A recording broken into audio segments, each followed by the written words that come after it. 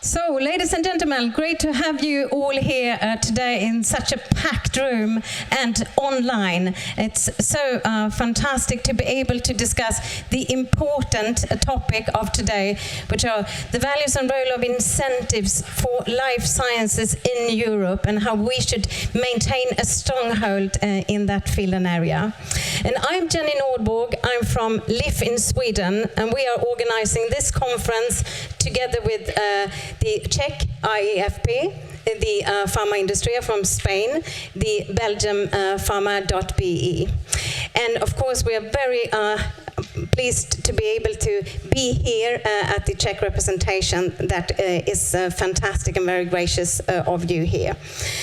So what will actually be the topics? Well, we are going to dig into really the incentives, what role that plays to. We will have two really fantastic panels. And you in the room and also you online will be able to post your questions if you scan the QR code on the back side here of your card. And online you will probably see that on your screen right now. So after we will have two panels, which will truly be a deep dive, and we will have a coffee break in between and then end off with some drinks afterwards. But without further ado, I would like to welcome Ambassador Edita Hrdá, who will give a welcoming address to all of us. Thank you.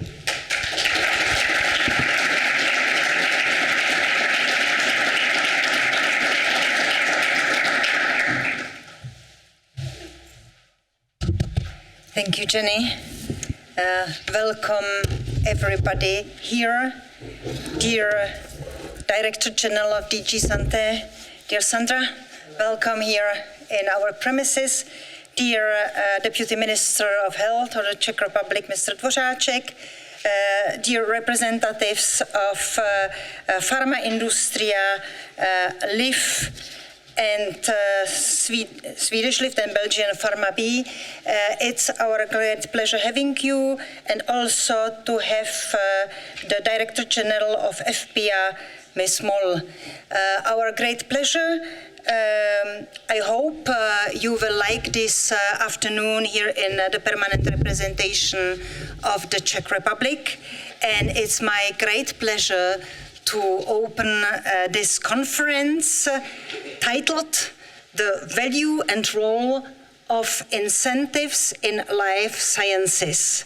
This conference, as you have heard, is organized by 4 national pharmaceutical associations, by a Czech one, AIFP, Spanish, which is the current presidency also, Farmaindustria, Swedish Lif, the previous presidency to the European Council, and of course a Belgian, Farma.be, who is the upcoming presidency. You so see in the European Union, the member states, we try to work together so that also the life of all that what we are doing, of the legislative files, is continuous, and that we have the chance to influence that what is happening in the European Commission and in the EU in general, so that from the beginning to the end of the whole process, all of us, we are on board.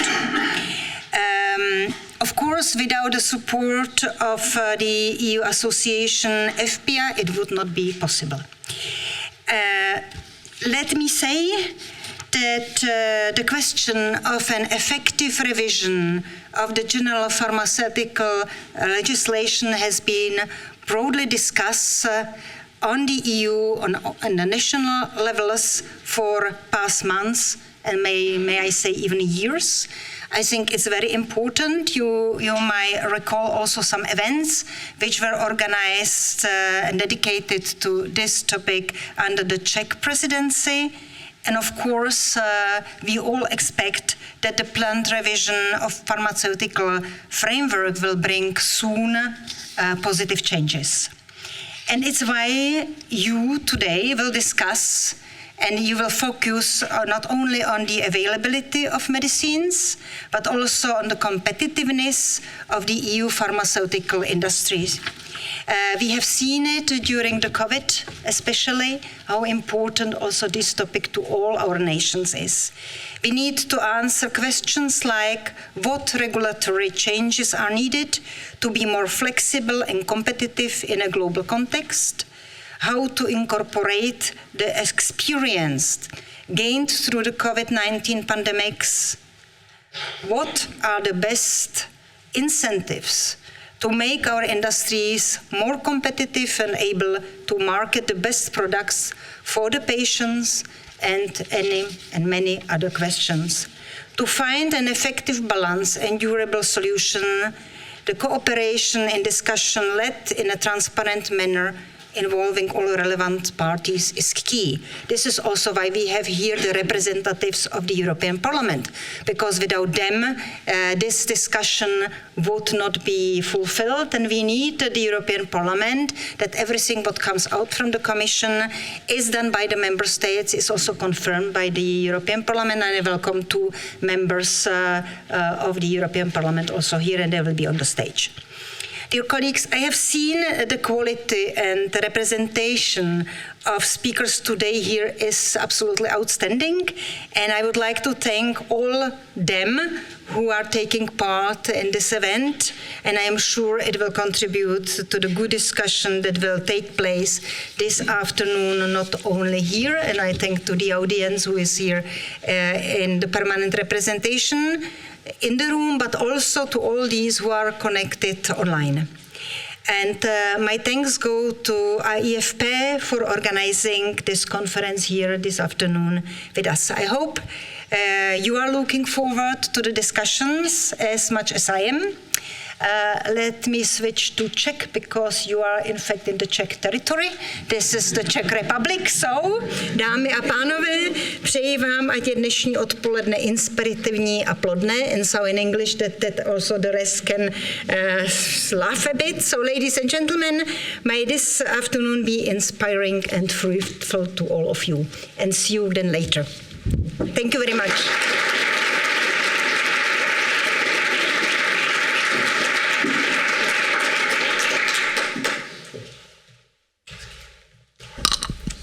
Thank you so much, Ambassador, for those great welcoming words, and again for hosting us on this important event. And for our second opening speaker, we will have Director General Juan Yermo from Farmaindustria in Spain. Welcome, Juan.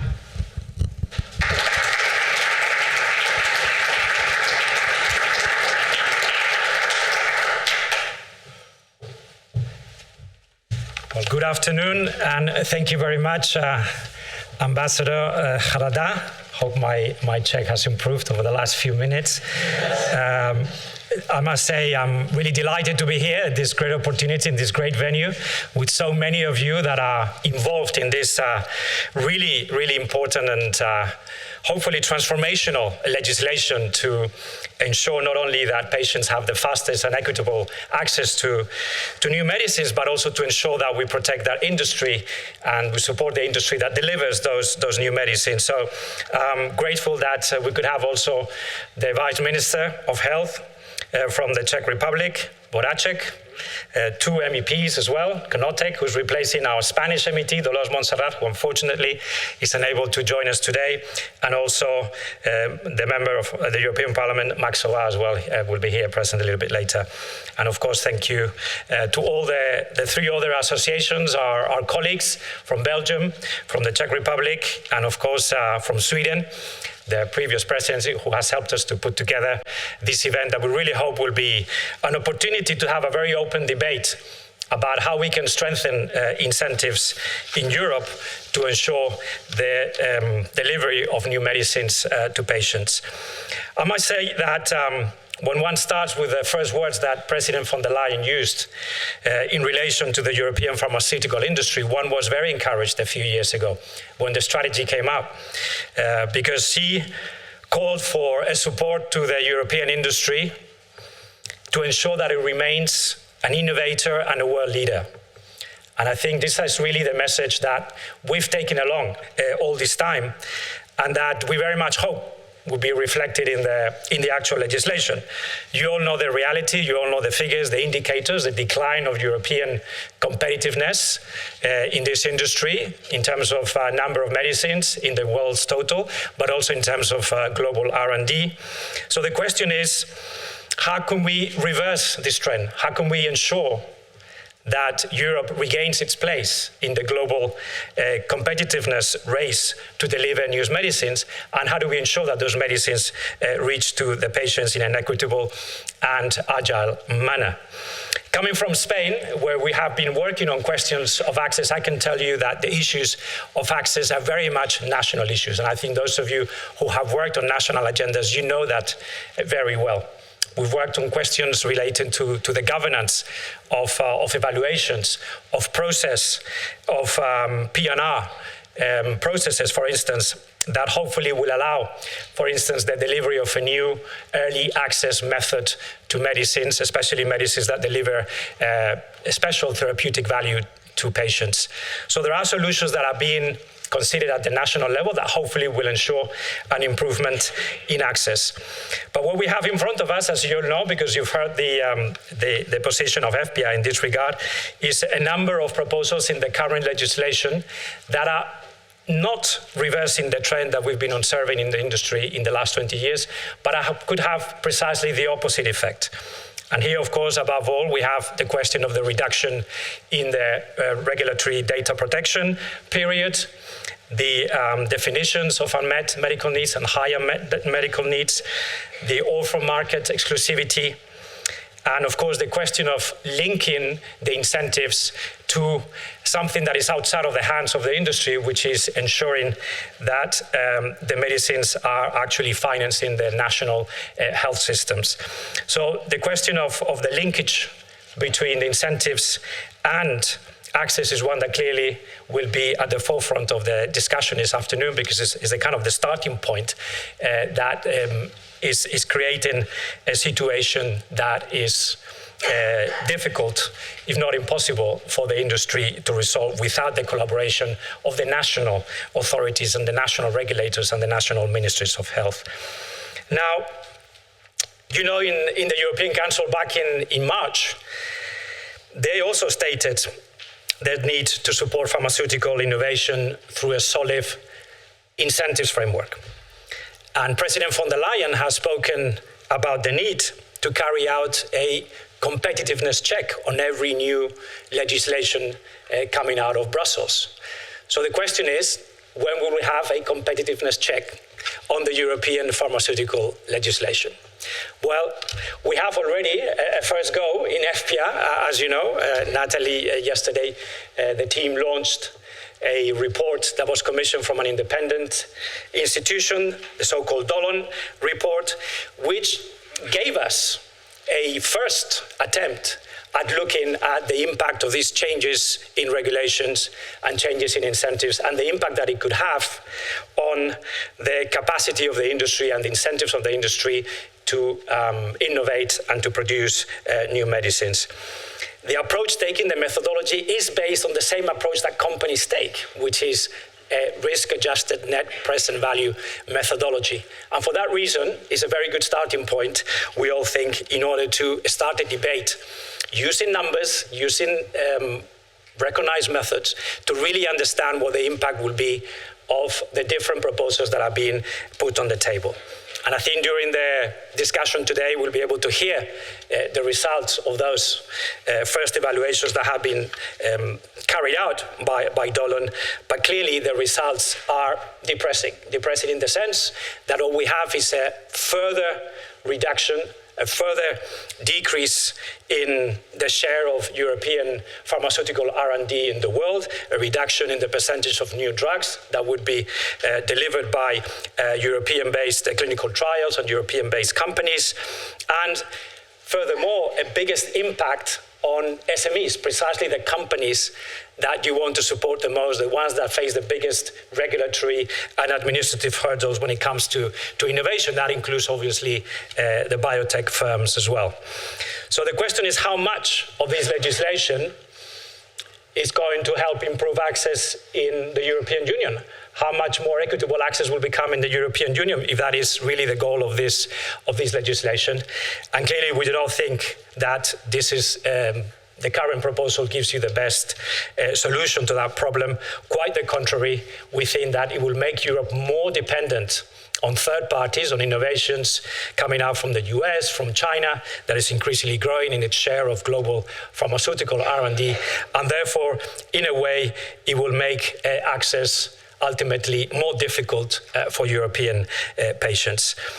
So I think really what we're calling from the side of the industry is a real rethink deep at heart of what we are trying to achieve, and really in a way go back to basics on what the strategy was meant to do. Clearly there are concerns over shortages, there are concerns over affordability, but what we need to consider is that patients, industry, health professionals, ministries, we are all aligned in our goals of improving access. It is not a question of this article is good for the industry, or this article is good for patients. What we have to do is something that is good for patients, good for the industry, because the industry is ultimately the one that delivers the innovations to patients. So we need to think hard, but clearly we need to do the proper analysis of all the different proposals and ideas on the table. And we cannot think about incentives without thinking about the role of an industrial strategy for Europe, about the role for the innovation strategy for Europe, the competitiveness agenda that has been raised in other sectors clearly has a role also in the pharmaceutical strategy. And that also, of course, means going hand in hand with the whole open strategic autonomy initiative that the European presidency is supporting, and in which we are very much involved, and we also supporting. But it is not just a question of reshoring critical medicines. We have to think about the medicines of the future, not just the medicines, the critical medicines that we need in hospitals today. That clearly that is a problem that we need to solve. But we need to think also about the autonomy of the new medicines that are yet to be discovered, that are yet to be delivered in the years to come. This is a very long-term industry, we all know that, and it requires stability, predictability, and clarity in rules and in incentives as well. And that's why also from the European pharmaceutical industry, we've asked to participate in the follow-up to the Granada Declaration of the 6th of October, a declaration that called for reshoring, for autonomy of production, but also it needs to have the goal of innovation clearly at the heart of the European pharmaceutical industrial strategy.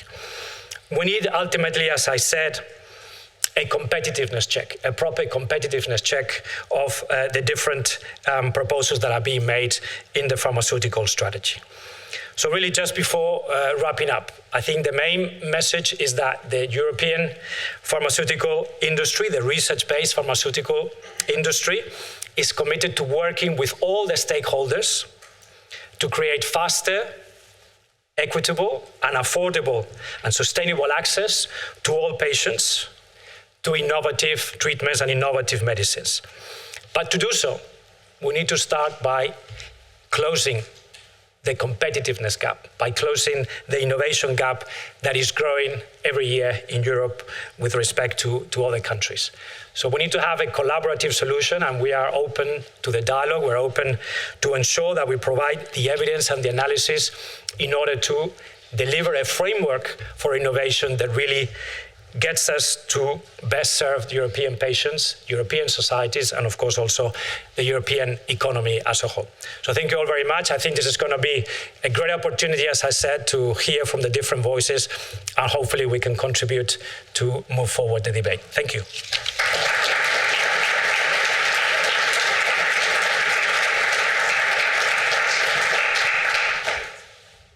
Thank you so much, Mr. Yermo, for this great opening, really stressing that we are at crossroads in Europe when it comes to coping with both better health and competitiveness.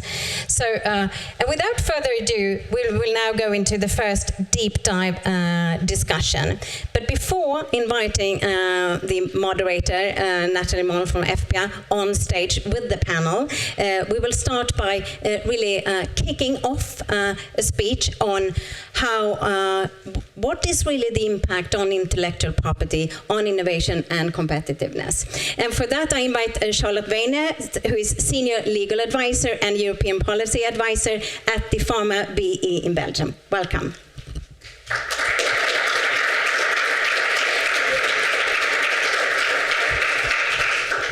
Thank you, Jenny. Good afternoon. I'm very happy to have the opportunity to tell you more this afternoon about the value and the role of incentives in life sciences. And in the next few slides, I want to shed some light on why we feel that in the biopharmaceutical sector, IP or incentives are really the cornerstone of innovation. I want to tell you more about how, in my opinion, incentives help to keep that motor of innovation going, which leads ultimately to better outcomes, and especially to better outcomes for patients relying on pharmaceutical innovation. So I want to start off with a question. How can we make innovation happen? How can we go from something that has the potential to change lives to that breakthrough that is going to meet unmet medical needs for patients? I think that these are questions that are top of mind for everyone who is involved in that research and development process of new medicinal products. Be it at the very beginning, you see here where the light bulb is in an academic setting, in basic research, in universities, in hospitals, be it in tech transfer, be it in venture capitalism, looking for funds, being in startups, in biotechs, in large pharmaceutical companies. Their health progress really relies on a robust innovation ecosystem, and I think that the pharmaceutical industry is an important part of that. And these questions drive those players that are involved in that R&D every day, and it is impossible to ignore the importance of the appropriate incentives or of intellectual property when answering these questions. I hope that you will hear it repeated this afternoon that without IP there would be no innovation. In the pharmaceutical sector, incentives or intellectual property really enable that knowledge from the lab at the very start of that innovation journey to find its way to patients. But at the same time, we are very much aware of the fact that this is not the message that is being passed in the public debate or in the public opinion. There's this very negative focus on the exclusivity part that goes along with intellectual property, and it is seen as a reason for high prices of medicines and blocked access to medicines. And so it is my ambition today to tell you that that exclusivity part is only part of a bigger story, because I am convinced that if you know the whole story of incentives, it will be easier to understand that IP does not block people from getting access to life-saving drugs. To the contrary, it makes it possible for those drugs to get there in the first place. And to start getting in that mindset, I want to be very clear that if you see a successful medicinal product on the market, like for any success, if you see a product reaching patients, it is only the tip of a very large iceberg. Because behind this one successful product is a whole innovation process that is largely invisible to the outside world. Behind one success lurks a lot of failures, and you will see the data on my next slide. Out of 5,000 to 10,000 molecules that are screened in a preclinical phase, only one successful product candidate will come out. So those are really not very good odds. And to know the whole story, to really assess the value of incentives in that environment, in that ecosystem, we need to change perspectives. Not what I would say backwards looking, only focusing on those products that made it to the finish line. In the end, the products that are there, but rather forwards looking. trying to put yourself in the shoes of a researcher, an inventor, who just had this fantastic eureka moment. You see it again here, the little light bulb moment that you say, I'm on to something, I made a great discovery, and who is weighing the balance whether he or she is going to pursue that eureka moment, whether it's going to be worth it despite all of the challenges and the risks that you see lying ahead. And if you put yourself at that moment in those shoes, I hope that you will understand that it would be very reassuring to know that if you reach the end of that progress, you have some sort of perspective. You have some sort of guarantee that there will be a return on investment. And that is exactly what these incentives or intellectual property will offer you. It will give you that little nudge. It will give you that perspective to look ahead and step into the unknown at the very beginning of the clinical development process.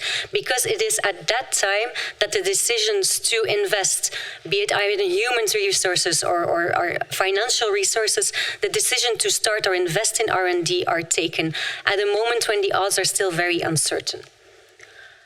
And you've heard me talk a lot about odds and the specific innovation process to our industry. And I feel that this is not known enough, that there is this very long process that lurks behind one successful product that is largely invisible to the outside world. And it comes with a lot of challenges specific to this R&D process. There are very low success rates. There are very high risks. It takes a long time to develop a medicinal product. It takes 10 to 15 years to develop a new medicine or vaccine. And it takes really sky-high investments. And all of these factors are taken into account in a dynamic way. You already heard a reference to the Dolan report and the risk-adjusted net present value assessment that is made. But that is actually what is made at the beginning of that journey. All of these elements are taken into account to see whether it is worth pursuing that eureka moment. And there is already a sort of imbalance. There is a high barrier to entry for investing in that process. And so it is needed to have something to counterbalance that imbalance. And that, again, is where the IP framework comes in. It gives a framework to help mitigate, to help manage these costs and risk and times, and give that push for innovation to grow. And so you've heard me talk about specific incentives for the pharmaceutical research and pharmaceutical industry. But what exactly are these? And I hope it will be much clearer here on this picture of a medicinal product development line. Again, you will see, as I have said, it's a journey. It's a long journey from drug discovery before a product finally reaches patients. And this picture really shows, with its many colors and many different boxes, that our industry relies on a mix of incentives that are all equally important to foster new developments. And I hope that it will also show you that it's not a stacking up game. It is not adding on or just evergreening. It is really incentives working side by side to protect different aspects of innovation. Because I want to go into a bit more detailed and get a bit more technical to show that it's really different aspects of innovation that all of these different colors try to protect. You, of course, have your first basic patent. A patent is there to protect an invention with a basic term of 20 years. That is not something that is specific to pharmaceutical research. That's not something that's specific to our industry. It applies to all industries. What is specific to our industry is that you have to file your patent really early on in the process. You have to file it when you have your drug discovery in order to guarantee that you fulfill that condition of novelty. It also means that all the time that I have shown on the last slide, that 10 or 15 years that it takes to develop a medicinal product, that is time that is lost in development before that product comes on the market. So that means that it gives this competitive disadvantage for the research that is done when you look at patents. And that is exactly why a specific incentive was created for the biopharmaceutical industry. And that is a supplementary protection certificate that you see there in blue. That was something that was created especially to offset the time that is lost in research and development and to extend the patent term for a specific product a bit longer. Another incentive that is very specific to our industry and that is closely linked to the whole regulatory approval process that a product needs to go to before it reaches the market is the regulatory data protection, which you will hear a lot about this afternoon. So regulatory data protection is something that was created to protect the investment that is done in all the data that needs to be generated through tests and clinical trials in order to show the efficacy, the quality, and the safety of a medicinal product. So data protection protects data, patents protect inventions. You see already that it's different aspects of innovation. And then there's two specific incentives that were created to drive further innovations in those areas where you see that it's very difficult, where the challenges are even higher. You see that in these areas of high unmet medical need for pediatric research and for orphan medicines, an extra push was needed and created because, again, coming back on that investment proposition, the science is harder, the regulatory requirements are going to be harder, and the risk is going to be higher in those areas, so an extra push was created for that. So I hope that now knowing these different scope of all of these different incentives, it will show you that it's not just, as we are often said, an evergreening game or a stacking up and story. It is a question of tailored incentives. And I just want to shortly zoom into one incentive in particular that is going to be very much the topic also of this afternoon, and that is regulatory data protection. As I have already said, that is an incentive that is closely linked to the marketing authorization approval that you need to get before your product can come to the market. It is closely linked to those tests and clinical trials, first phase, second phase, third phase, those big scale clinical trials that you need to do in order to be sure that your product can be given to a large patient population. And all of these data are protected by that regulatory data protection. But there is a trade-off in that system. You need to know that there's a sort of balance, a sort of deal in that system, because this also means that after expiry of that protection period, of that exclusivity period, it is free to reference for any generic manufacturer that wants to come on the market. It also means that for a generic product, you don't have to do these clinical trials again. You don't have to do these tests again. You can just refer to the data that are available there because the tests have been done before. And that really covers the first bullet that you see here on this slide. And I also want to say something about the other two bullets, because as you may have seen on my previous slide, RDP often overlaps with SPC term protection or with patent term protection. But it is the case that for the moment, for 30% of the products that are out there, RDP is really the last layer of protection. It is the last form of protection to expire. That is the case for those 30% of products. And so the question that we get a lot is, well, knowing that in the review of the pharmaceutical legislation, the RDP period is going to be cut, what is really going to be the impact, considering the number that you just mentioned? But there I want to take you back to that mindset that I really want to change, is that you need to take into consideration the moment and also, the time and that these decisions to invest in R&D or to start R&D are taken. Because then if you take that into consideration in terms of number of products affected, you will understand that for any future product decisions, for any product that is now in the pipeline, that is going to be 100% of the decisions that is going to be affected for the future. So not just for today. It also means that in terms of security and predictability, that is also taken into account when you make that investor proposition. You need to know that RDP in that whole picture that you saw with a lot of colors, it is considered a very reliable and secure incentive compared to the other incentives. And that is because it applies automatically. It applies when you get your marketing authorization. So you are certain, you know at which moment in time you're going to be able to rely on it. It's also something that applies in a harmonized way. It applies across the union, and that is not the case, for example, for patents and SPCs that still have their fragmentation issues. Also, you need to take into account for RDP in terms of competitiveness. For our region today, Europe's only advantage over the US is longer RDP protection for small molecules. So all of these things are taken into the mix when you need to consider the impact that the cut of RDP is going to have.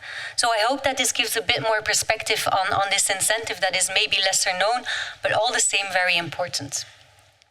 So I want to round off with something that I said at the beginning, which is for me the role of incentives, but also the bigger story, because Of course, the way that incentives work is that they give this time-limited exclusivity. That is a part of the story, that is true, and it's a very important part of that story. But while it is true that pharmaceutical innovation comes at a price, that monopoly, it also needs to be taken into account.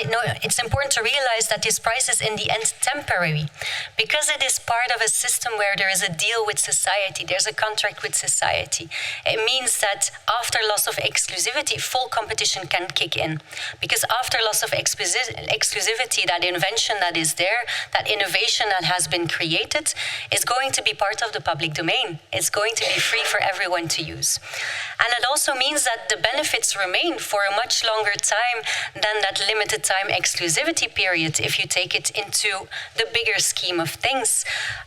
It also means that these benefits, that enormous progress that is made in terms of innovation, that is something that brings so much value to society, to healthcare systems, but especially to patients. And those benefits remain because of a working innovation system. So for me, the whole story is that there is some sort of balance in the system. It means that a short-term exclusivity period will soon give way to a long-term positive impact on innovation, and in our sector, of course, on health. So thank you very much. I hope that this afternoon will prove to be insightful for you, and I hope that this story of how incentives can help to keep the motor of innovation going will contribute to the interesting discussions that will follow. Thank you.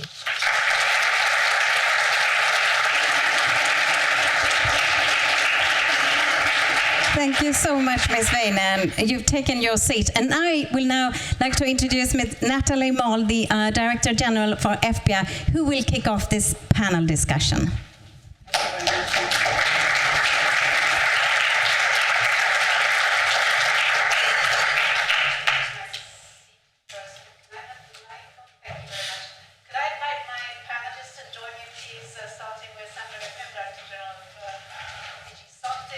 Jakub Dvořáček, who's Deputy Minister of Health in the Czech Republic, and also our colleague very kindly replacing the Chancellor today, Ondřej. Thank you very much for joining us.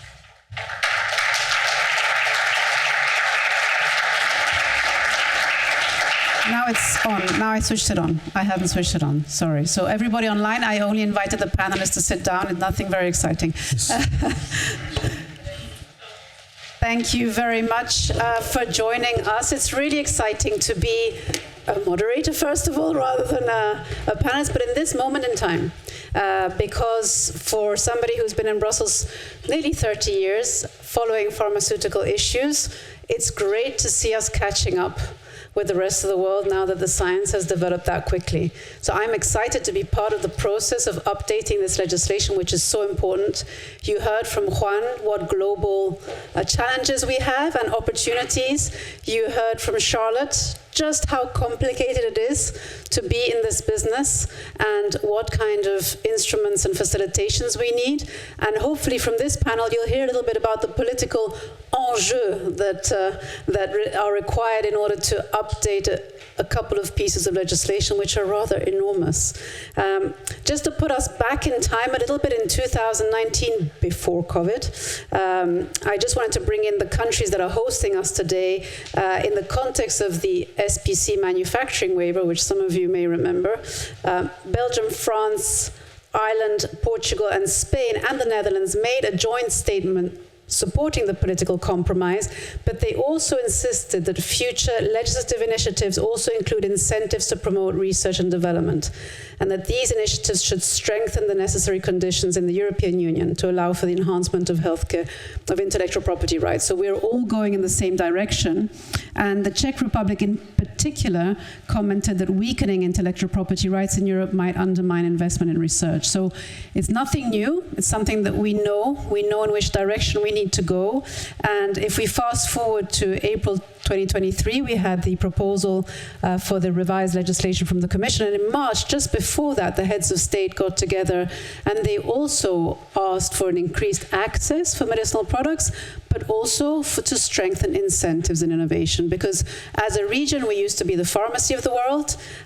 In the COVID-19, we were also the vaccine producers of the world, and really proud of that. And this is where we want to be for the future as well, for for our future and for all the future generations. And we have this opportunity to revise this legislation and get it right. And it's really great. I was walking down the stairs the other day and I was thinking, we're in the process. We're in the European process. There are draft texts that are out, and now we have the European Parliament and the European Council who are going to work together with the Commission to finalize it. And it's exciting for me to be part of that democratic process, and the opportunity of getting it right is so fundamentally important. So I don't think I need to introduce the panelists, but in case you want to know more about them, in your packs you have their biographies, which you shared, so it's the official ones. And I would just like to invite you just to start with a few reflections on, having heard what you heard from Juan and from Charlotte, why do you think it's important to have predictable intellectual property protection and incentives for pharmaceuticals from your different perspectives, which are slightly different perhaps from the pharmaceutical industry?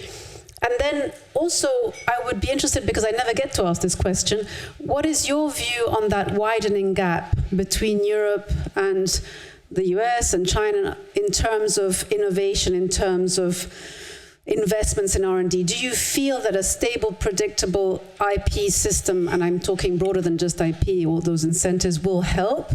Or do you think there are other things that we can do? I'd be really interested in your views on that. And then later I'll go into questions, but I would just like to start like that.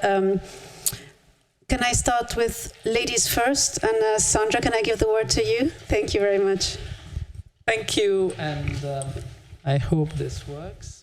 This should work, no? Yes, hello, good afternoon, and thank you for inviting us here.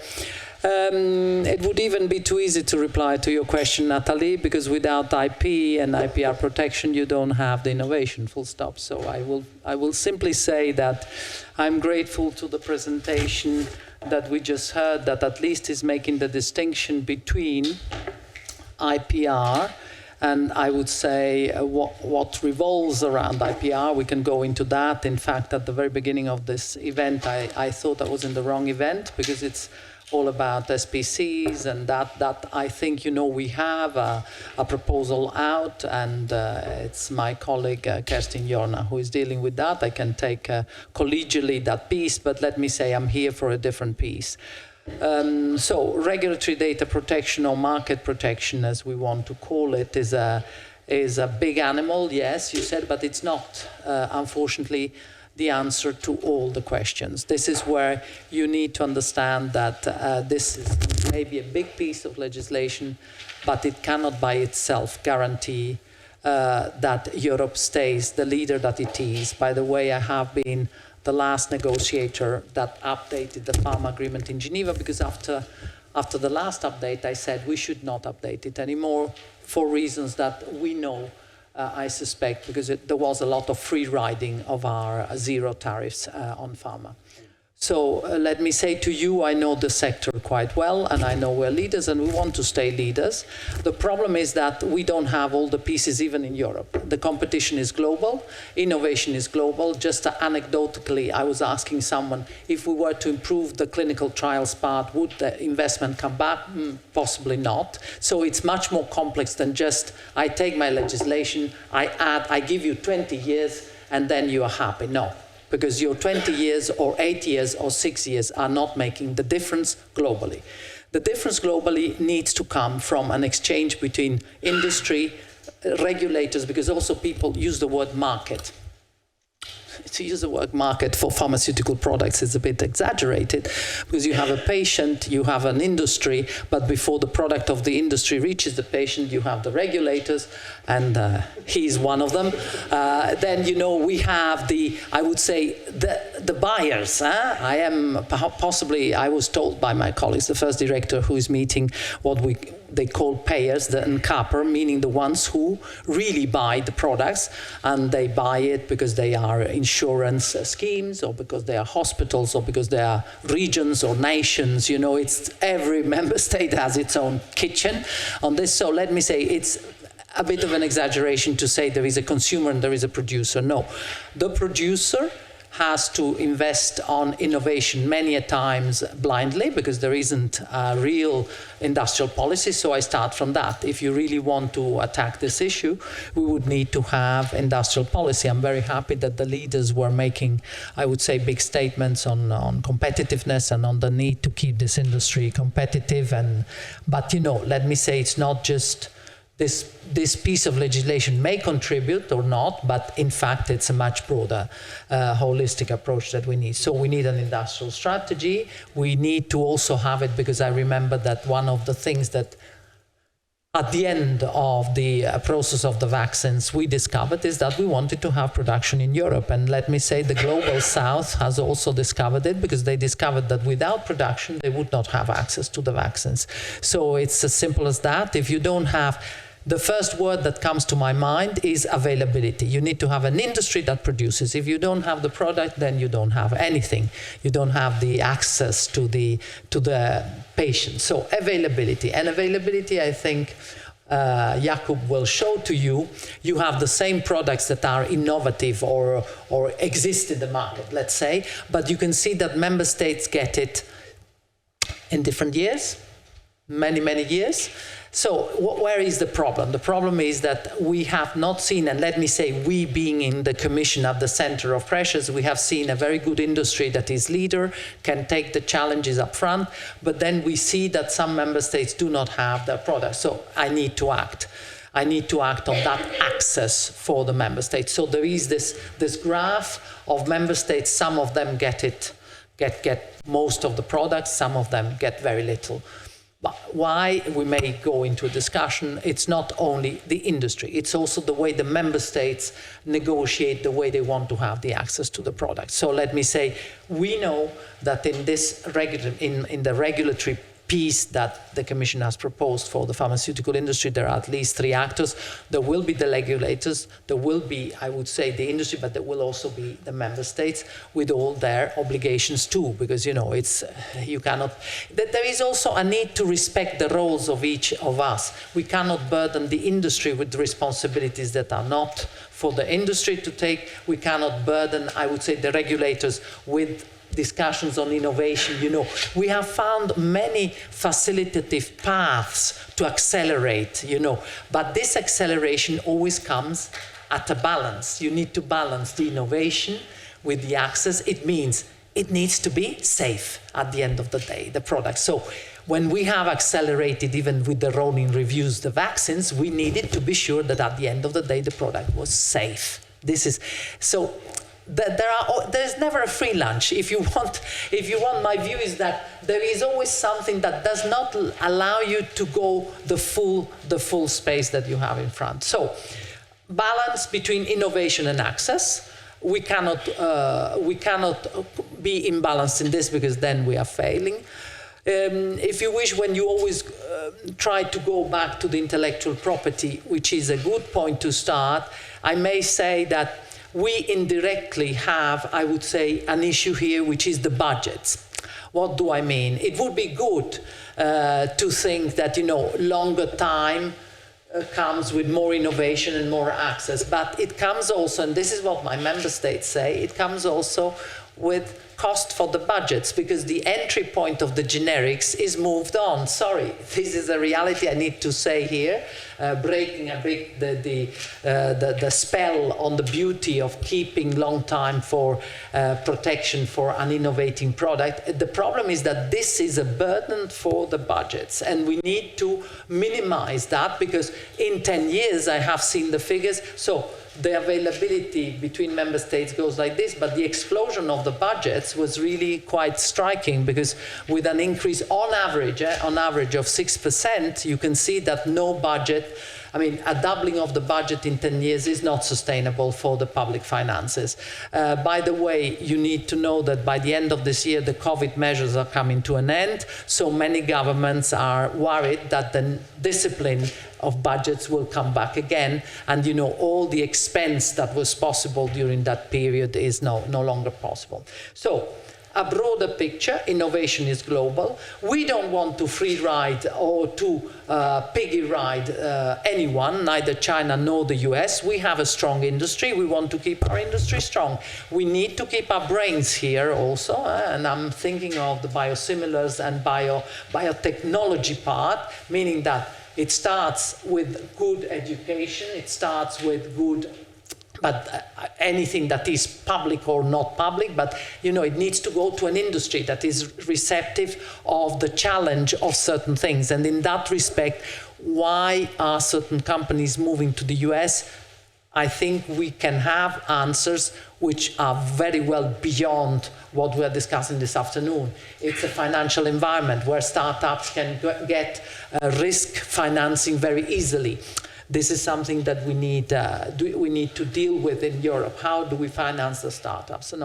So one point that you need to also realize is that by necessity, our legislation, this piece of legislation, let's say, this piece of legislation needs to be patient-centered. Why patient-centered? Because the patients were not getting or were getting inferior treatment, but the patient with it brings the need for innovation, brings the need to have affordability, so the budget. So it brings, with the label patient, you should not think of an approach which looks at, patient has it all.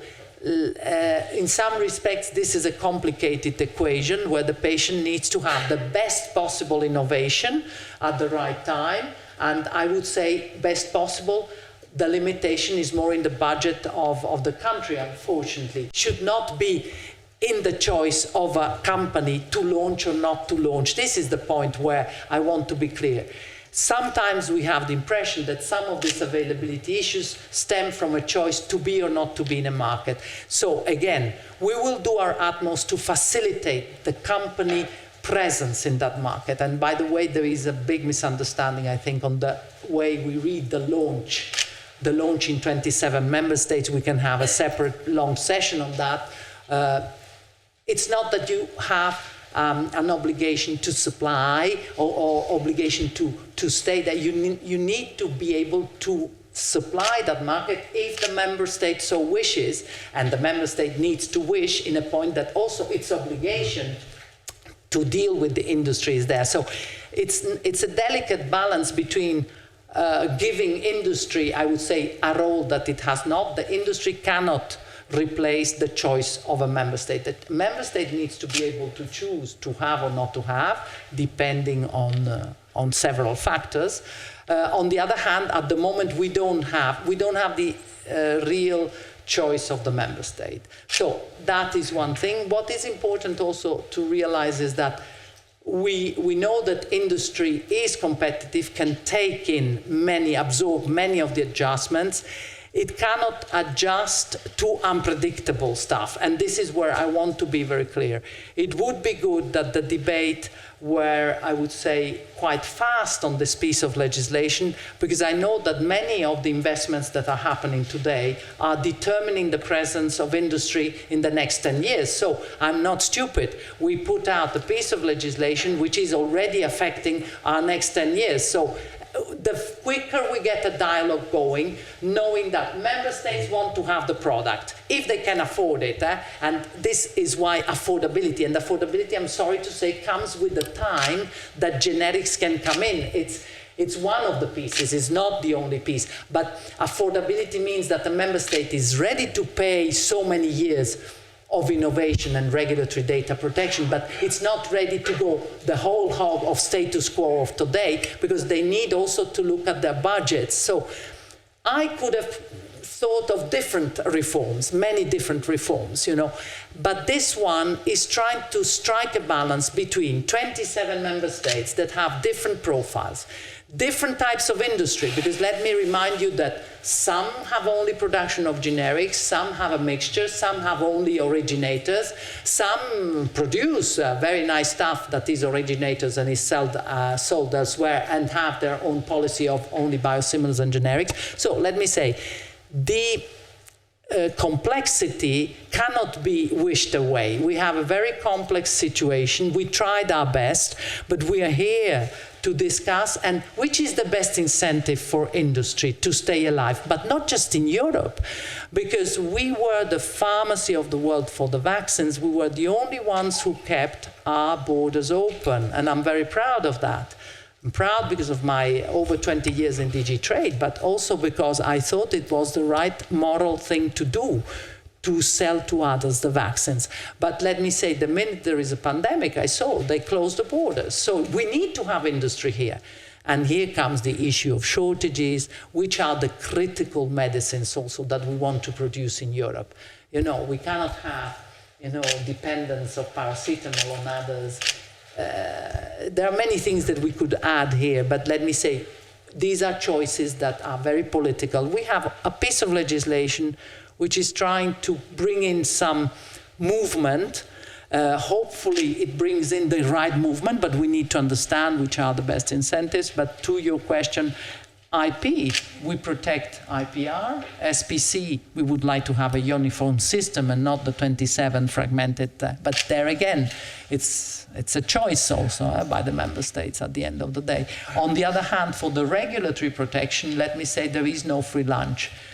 You can give so much, but then you are basically loading the budgets of the member states, and then there is this fundamental issue of availability that needs to be where the industry needs to activate itself. We cannot have the products in one member state and not in the member state next door. And I'm sitting next to a Czech, and we know what we're talking about. We're talking about things that stop at the border, you can buy in the other place and bring them here because the company is not bringing them to his country, but this is not possible. So, again, we are ready to work with everybody. IP, important. Other incentives, very important. I don't have the key to all of them. There is money, there is fiscal part, there is many other things. I only have a small piece where we do what we can and we are ready to discuss. But we have striven to reach a balance between innovation and access. Thank you so much, Sandra. And by the way, I forgot two things. First of all, if you're tweeting, the hashtag is #incentives23, which I didn't know and I forgot in my tweets, so please use it. And second of all, if you have questions, please send them in on the Slido and I will somehow magically get them in my phone at some point. So that's great, even in the room, so please use Slido. So yes, you're right, Sandra, very broad. We're going to try and focus on incentives because it's difficult to, but you know, you're the author of the legislation, so I think it's absolutely the right thing to do to explain all the facets. But if sorry, I took too much time. But you did. But it's understandable. If I was the author, I would do the same. So no. But if Jakub, let's go to the member state perspective in terms of incentives, in terms of becoming leaders again, because we've lost our leadership position in Europe, and you know, we've already lost 1/4 of investments, and the concern is it'll go even further. So how do you see the role of incentives in terms of strengthening Europe, and in this revision in particular, Jakub, from a member state? It's not easy to continue after Sandra, eh? Because I think majority of important stuff was already said. And Sandra is right. I mean, this directive and regulation is not here, and sorry to say, because I mean, here is the industry who is sitting around. It's not to support the industry. The regulation and directive is here to create, you know, the access for the patient. And if, by the way, this is a positive for the industry, that's good, and it's absolutely appropriate. But I mean, if we are, let's say, reading what Commission prepared, what today the ENVI committee discussed, we always try to see it from the perspective of the patient. And if every word which is written there makes the life of patients in the EU better than it was before. And that's, I think, the perspective of all member states. Of course, we see the things, you know, in different perspective, because, I mean, some countries are bigger, some are smaller, etc. And the current situation, if I take where we are, and if I take, how the incentives, are moving, with the treatment of number of diseases, and if I take, for example, the rare disease, I take the weight report of EFPIA, to use the numbers which you are presenting, I can see, that if I take the orphans, we are around 61 orphans delivered during the last 3-4 years. If I take the last year of the EMA, we are around 21 the new rare disease molecules introduced to the European market. And it's true what Sandra said. When we take those numbers and we try to see how the access of patients look like, we are already at the situation where you are delivering the treatment for the patient, but unfortunately, this treatment is not reaching the patient, let's say, in balance and equally around Europe. This is the first. And the second, we are trying to address the topics of competition and so on, but we are in different environment, and it's difficult to take the Europe out of the US and the rest of the globe. So if we will move, let's see, the data exclusivity, the market exclusivity 1 year there or back, does this really influence the, let's say, research and development of the new pharmaceuticals? I'm not saying it's not influencing, but it's not like that this 1 year will really decrease the number of new therapies introduced to the market. So we always have to think, how we will make the life of patient better. And we are not in the US. So if the FDA approves the new therapy, it's on the patients to decide, are they willing to pay for it or not? But in the Europe, if the marketing authorization goes, through the EMA, we are the molecule coming to the solidarity system of all the states. We are living in a very different environment. And every step we do with the regulation and with the directive will influence, this environment for years. So it's really, to find the balance, to give you the chance of the predictable system. We have to really, let's say, make the benefit of those therapies which are, and I will use the unmet medical needs term, really necessary for the patient. And there, of course, we should really build the protection which will give you the money back you invest. But then, and if I'm discussing that with the smaller state and mid-sized states like the Czech Republic, we really see a big pressure on the Commission, and it will materialize during the discussion of the countries when we will start to really work on the material. I believe there will be a lot of push to create the environment which will make the access of the patients in all those states which are now struggling much faster, and of course, also affordable. And that is also coming to the pricing. We are now in the stage that we do not understand as member states and payers or buyers how the price is set. So if we do not understand how the price is created, how we can then, really understand, what is your need, in the protection of IP and the market exclusivity. And if we will not make, this more understandable for us, why the price is, and I remember the slides you presented, and I believe it works, in number of molecules. But if I again go to the report of EMA, the conditional approval molecules, there are more than 9 from 40. So quite a big number. And we are paying, for something. We are not sure, what will be the effect for patient. Unfortunately, it's like that. And because the price is usually very high, it makes the systems, quite fragile. So what I expect, from member states, and the discussion which will be now rolling, through the coming months, is that we will try to create more understanding of all those things which I mentioned. So the price and their connection with the market exclusivity and IP protection, and then also, the way, how the companies choosing the countries to file or launch. We are talking about the how we understand the terms. But this will be the big discussion. And one more thing, so you talk about the Europe and and the footprint of the industry in the Europe. Again, you have to understand it's 27 member states. Unfortunately, the original industry has a footprint in, let's say, minority of the states. And it's the reality. I'm not saying it's good or bad, but it's like it is. And if I can make the line between the countries, the old countries and still the new countries, it's a clear red line. And unfortunately, I don't see the footprint in Baltic countries. I don't see the footprint in Balkan countries or in a number of CE countries. It will be very difficult for you to explain, why those countries should support it, the market exclusivity, And the benefit, for the companies where the majority is not, let's say, in their territory, and very often even not in the territory of the Europe.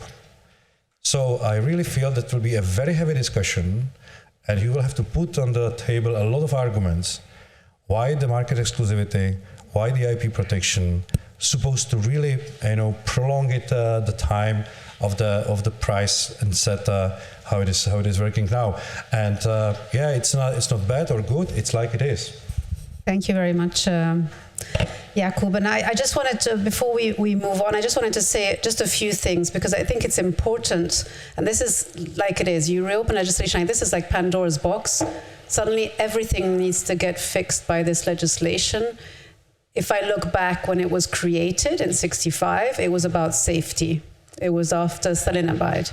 If I look at when it was revised in 2000, it was about safety, efficacy, and incentives. So it wasn't about access. It was never about access, this piece of legislation. I think that's important. The fact is that we have an access issue. How do we solve that? From an industry perspective, we're putting actions in place, and we're calling, I think, for 4 years now for a high-level table on access with member states, with payers, with everybody, all actors, to fix access issues, which we recognize, I think, and you've seen us, we've analyzed, we've studied, we've brought up. It's difficult for us as an industry to imagine a predictable solution to access in European legislation when it's a national prerogative, as Juan was mentioning. So this is the danger of trying to stuff everything into something that was not created for this. And this is the concern, and I think the unpredictability and the concern that you're getting from the industry side. So this was one thing. Do we really need to fix access with this legislation? Which aspects? Not all, like you said, Sandra. And the other thing was the budget that you mentioned. The pharma budget has remained stable on average for the last 20 years on 15%.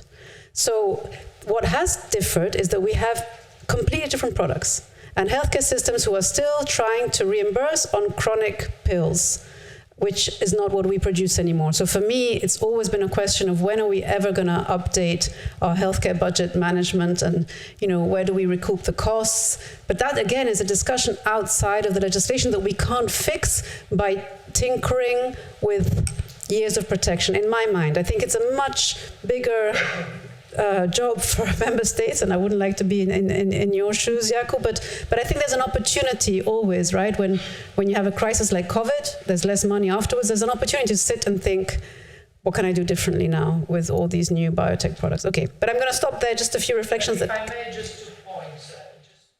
Wait, access, I admit it's not necessarily so easy to fix, because there is also another actor, which is a member state that needs to decide how to buy, what to pay, and let me say, the products that gets reimbursed, I mean, I have all the statistics in my mind.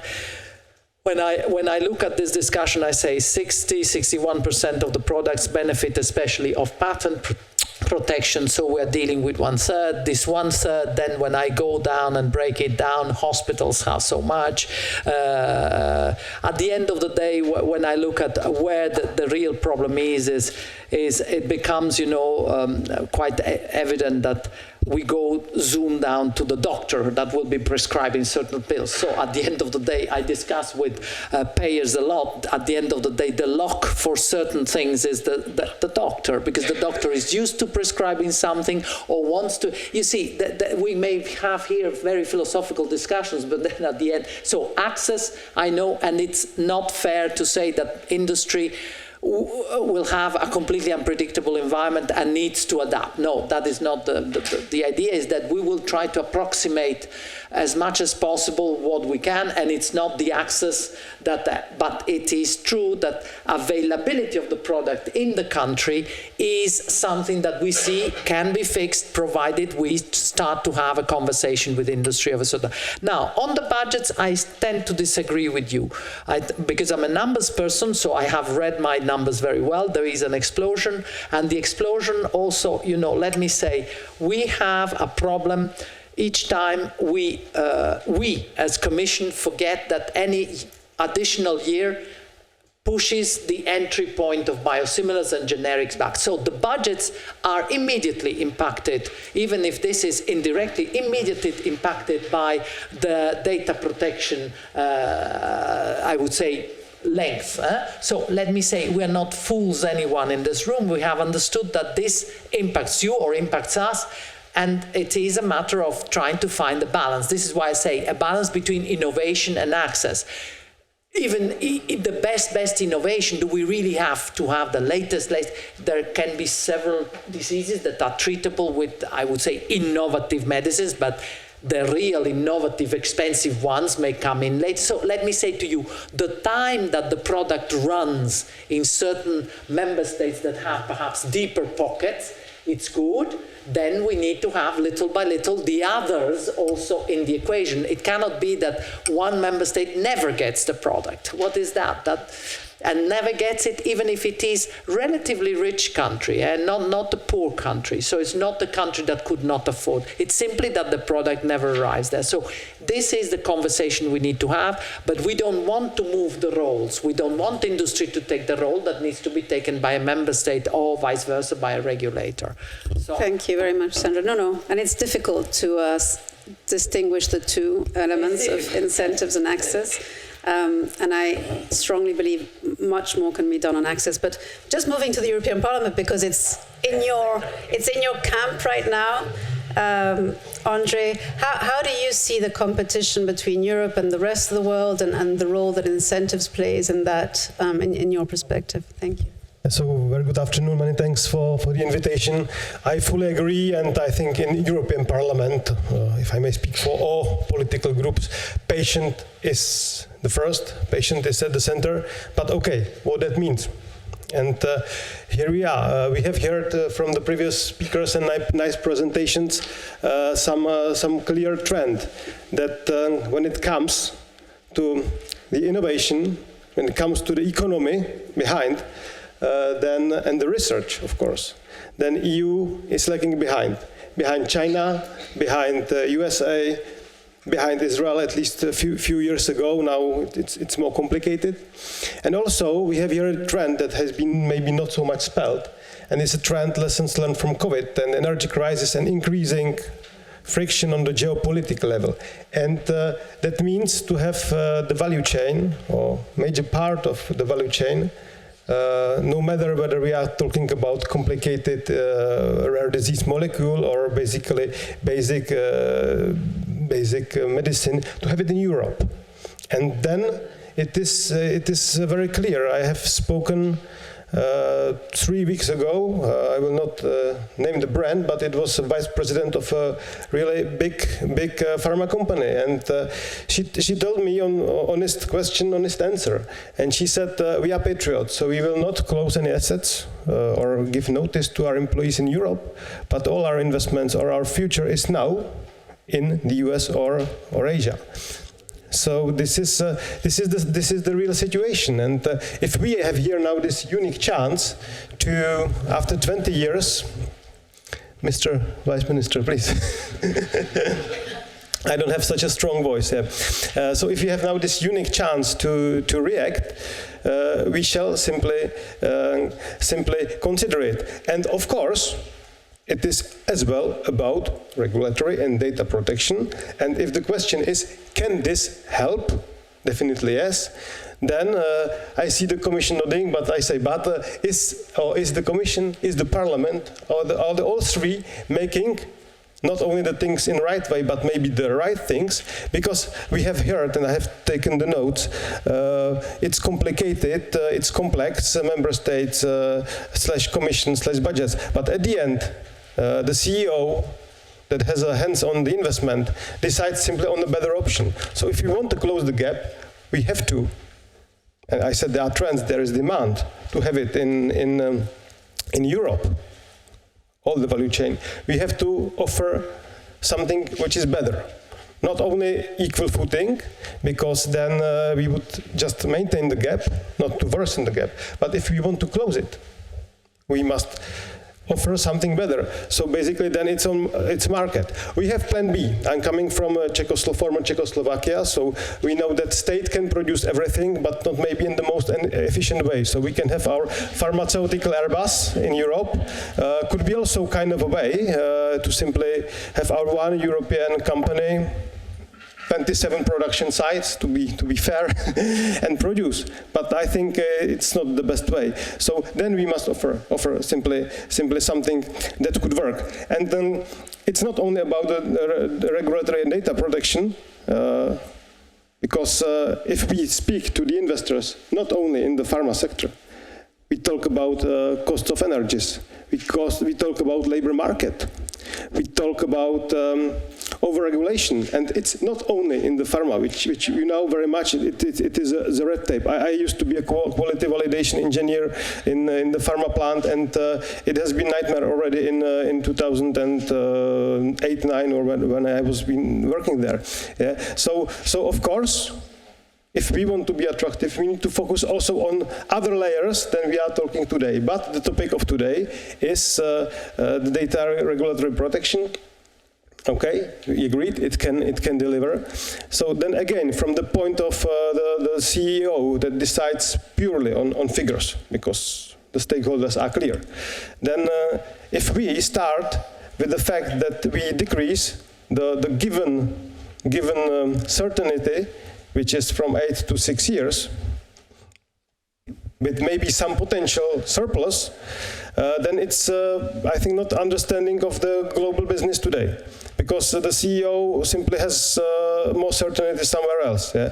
And I understand that at the end you offer theoretically more with the proposal, I know. But is it interesting? And I'm not on one or the other or third side. I just look from the independent eyes of the investor, and simply I'm not convinced so much, especially if the conditions that are for the bonus are not always in the hands. And maybe the smoother, easier way is to invest somewhere else. Yeah? I understand at the end it must be paid, but then we get also to the other questions which I don't want to develop. Is it a priority? And I said it in the ENVI committee, where you know there is environment and health. And I raised the question, and some people were shouting on me: is the priority public health or decarbonization of our electricity market? Because also this could be a debate. Because if we want to close the gap, we must. Just at the end, we must pay it. So I would recommend to pay the health rather than for example, going to very ambitious climate action. But okay, this is different debate. So we're not going to have a hashtag incentives. We're going to have a hashtag. As very correctly said, we have here innovative states, we have here generic states, and we have a combination. So maybe then please correct me, but. It's clear that if someone takes a risk, finds a good project, invests into a molecule with great potential, at the end has a medicine that simply delivers on the patient needs, there must be clear return. Okay, as I said, with 40 years of communism, we know there must be a clear return. On the other side, to deliver on patients, and the data are clear, generics also can help to the access. So my simple understanding, to strike a balance, is that innovators need market protection, and generic producers need data. So maybe this could be an answer how to strike this balance, to give enough of market protection to the innovators, and maybe sooner give the data to the generics that can do their job and come on the market only at the time when the return is already back. I know it's a very simple equation, and the real life behind is much more complicated. But it could be a good thing to start how to move from these excuses that it is difficult. Because, as I said, the corporate global investor doesn't look on excuses, looks on better offer. Indeed. Thank you very much. Sorry, thank you so much. Now, we have 10 minutes left. I have two questions. Hang on, Sandra, please. I'm just going to give... Wait. No. This is why you chose me as moderator. You invite me with all the defects that I have. No, I wanted to thank wholeheartedly Honourable Knotek, because he went on the real areas that are of concern to us. So I have good news for you, because the last point that you were making, we really go 6 years for the data and 8 years of market protection. So we are given the generics 2 years to prepare to be on day one of the 8th year there, because now it doesn't happen, because now it's so we are trying to get the protection of the data at a lower point and the market protection longer. So we already tried. It's perhaps not what everybody wanted, but we already tried to do something of the sort. Now, two things. We are not decreasing. I want to extinguish this fallacy of decreasing the years. We put on the table even longer years. Now, you may not like the way we have incentivized the longer years. We gave 2 for the availability in all member states. I repeat, availability in all member states. It may be that Council and Parliament, in their wisdom, choose different type of objective and different type of years, but we chose that. We also chose clinical trials, comparative clinical trials. We give 6. So at the end of this process, you can get even more years of protection than today. But so, in a nutshell, we want a bit more. We can give you more if you do a bit more, and we're not asking the impossible. So these 2 years, I know that the assumption, at least from what I heard in the communique, nobody will go for the 2 years of being in all 27 member states. I think that is not only wrong, but it stultifies the very numbers of EFPIA. Let me say to you a final point. Study the years and study the numbers, and you will see that the 10 years that we gave since 2006 onwards have not done good things for Europe. This is why these 10 years were not kept. It's not the whim of people. It's that member states all said, we are paying more and we're getting less. So it's not true that by simply giving more years, as I said at the very beginning, I wish I could give you 10 years and with disposal, but it didn't work, and it doesn't work in Europe, it doesn't work globally. Where do we go? I don't know. I don't have the answer. The answer is in the politicians. They will choose in their wisdom. But for us, it was clear that the decrease in the numbers, I'm a numbers person, decrease in the number of products means that even the 10 years are not keeping industry here in Europe. Why is industry not staying in Europe? By the way, there is a lot of industry in Europe. We're still very strong. So thanks, Sandra. I'm so convinced about this. Charlotte. We all need to do a bit more, and perhaps we stay in a good place for all. Charlotte, did you want to add something now, or do you want to come in on the questions? What would you... Go ahead. It's really difficult to add something because, as has been mentioned a lot, it's a complex issue. I mean, increasing competitiveness, it's going to depend from a lot of factors. I think the question is the cut in RDP going to help competitiveness? Is it going to help access? And I think that is exactly what the EFPIA numbers address, in the sense that we see that the gap is widening and that there is research being done that it shows that the proposals are not going to help to close the gap. And I hear a lot that, we see that already in Europe, we are in a worse position than we were 20 years ago. And we see the gap is widening. We see that we are losing innovation to other regions of the world. And that means that we are becoming more dependent, more reliant for the production and the research of medicines to other regions of the world.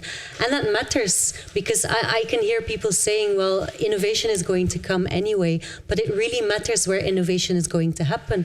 It matters, of course, what we say for health systems, for competitiveness, but it also matters for patients, because if advances need to come from somewhere else are not going to be developed in Europe, it's going to mean that patients wait longer. It's going to mean that they have lesser chances of being involved in clinical trials and having early access to medicines. So I just wanted to add that that is also something important to mention, to add to the equation that it matters where innovation happens. And if I pull out the access element...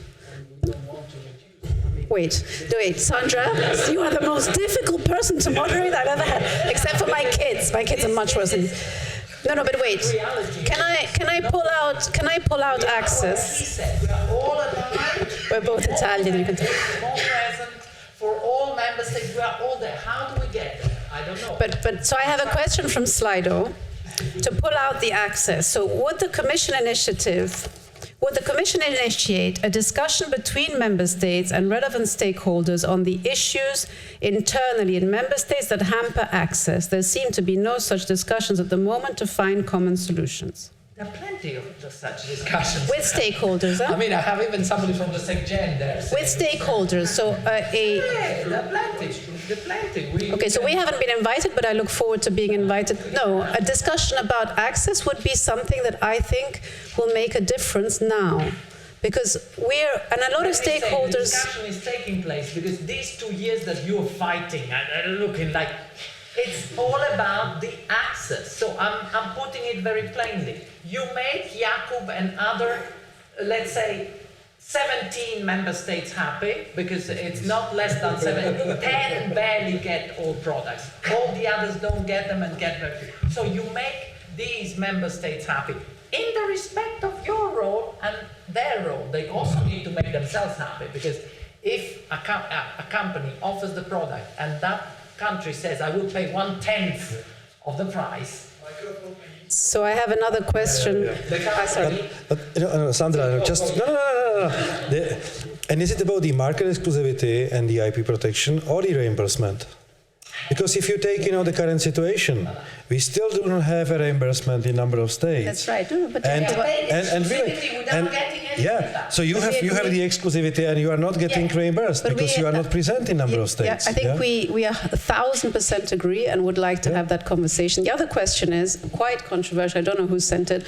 Would a shortening of the RDP not just lead to increases in prices as companies still need to earn back their investment now in just shorter time?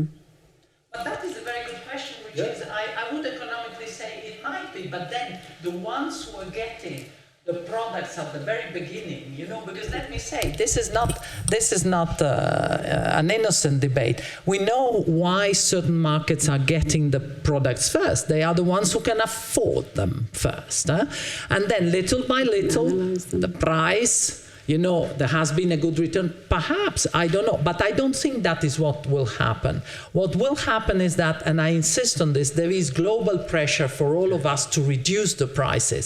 So there is a pressure from a government that is under the discipline of the budget. So let me say, it's not my role, it's not my task, but given that I have a whole unit every day working on the semester, let me say brownie points go to those who have a very good expenditure in health, not the ones that spend a lot, the ones that spend little. Now, can I say to you, there are only 2 countries, and I will not make them, that are very good spenders, have kept their budgets very stable in spite of, I would say, a bit of inflation. The others, so we must be very lucid that we have this pressure endogenous. Exogenous, we are in competition, so once we protect the patent, can we attract more in Europe? We are even very vocal in defending it in the pandemic agreement. And I cannot say the same for across the pond. So we want to keep, I would say, the space for what was in the first orange, I would say, strip of your graph. As regards data protection and market protection, Honorable Knotek was already pointing out, perhaps give data first, and this is what we tried, but you see, we are struggling, we are not succeeding, because we lowered it to 6 and said, to get the other 2, you need to do something. They say, no, I don't want to do it, I want to stay at 8. No, it didn't work, because many member states are paying for this luxury without getting the product. It's simple. You solve that equation for them, and we will be all happy. So but I agree, and this is the main issue for all of us, getting to the patient. I mean, our products are completely useless if they don't reach the patients who need them. So, and you said it before, without innovation, you don't have access because you have no medicines. So again, I really think an analysis of all the problems needs to be made. You know that in some member states there are other conditions before you can even start negotiating pricing and reimbursement. It's not so easy. So, if we could just have an analysis of what happens in every member state, it, and we could sit together and everybody take their responsibility, we do it in a much faster, more predictable way than a revision, in my experience of revisions, but you never know. Anyway, I hope that this was a certainly interesting debate. Thank you for your real openness. This is what helps. I think when we tell each other where we're coming from, where we want to go, and why, this is the way to then walk together towards the patient and the access that we want for them, with innovation that hopefully comes from Europe. So thank you very much. There is a coffee break, and then there'll be another.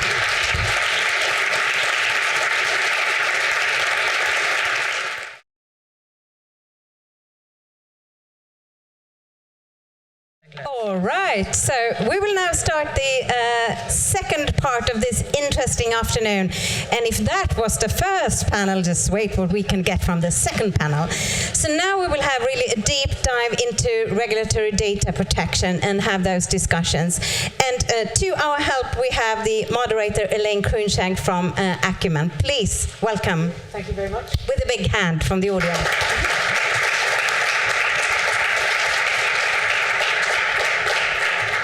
Well, who said moderation was a boring job? I think the last session showed that not to be the case. I don't know if it will live up to the same level of excitement, but I'm sure we'll have a very interesting discussion. This panel discussion is on, can Europe afford to weaken RDP? And before we dive into the panel itself, I'd like to introduce Laetitia Szaller, who's General Counsel and Vice President Corporate Development at AM Pharma, to frame the debate. Her presentation will look at some of the EU's general pharmaceutical proposals we've heard a lot about in the first panel, its objectives and its potential impact, but it'll also touch upon some of the data that's come out from the Dolan report, which is also mentioned extensively earlier on. The idea in this panel, though, is we move away from the more big picture stuff, much more into some of the practical implications if we can. But over to you, Laetitia, to frame the debate. Thank you.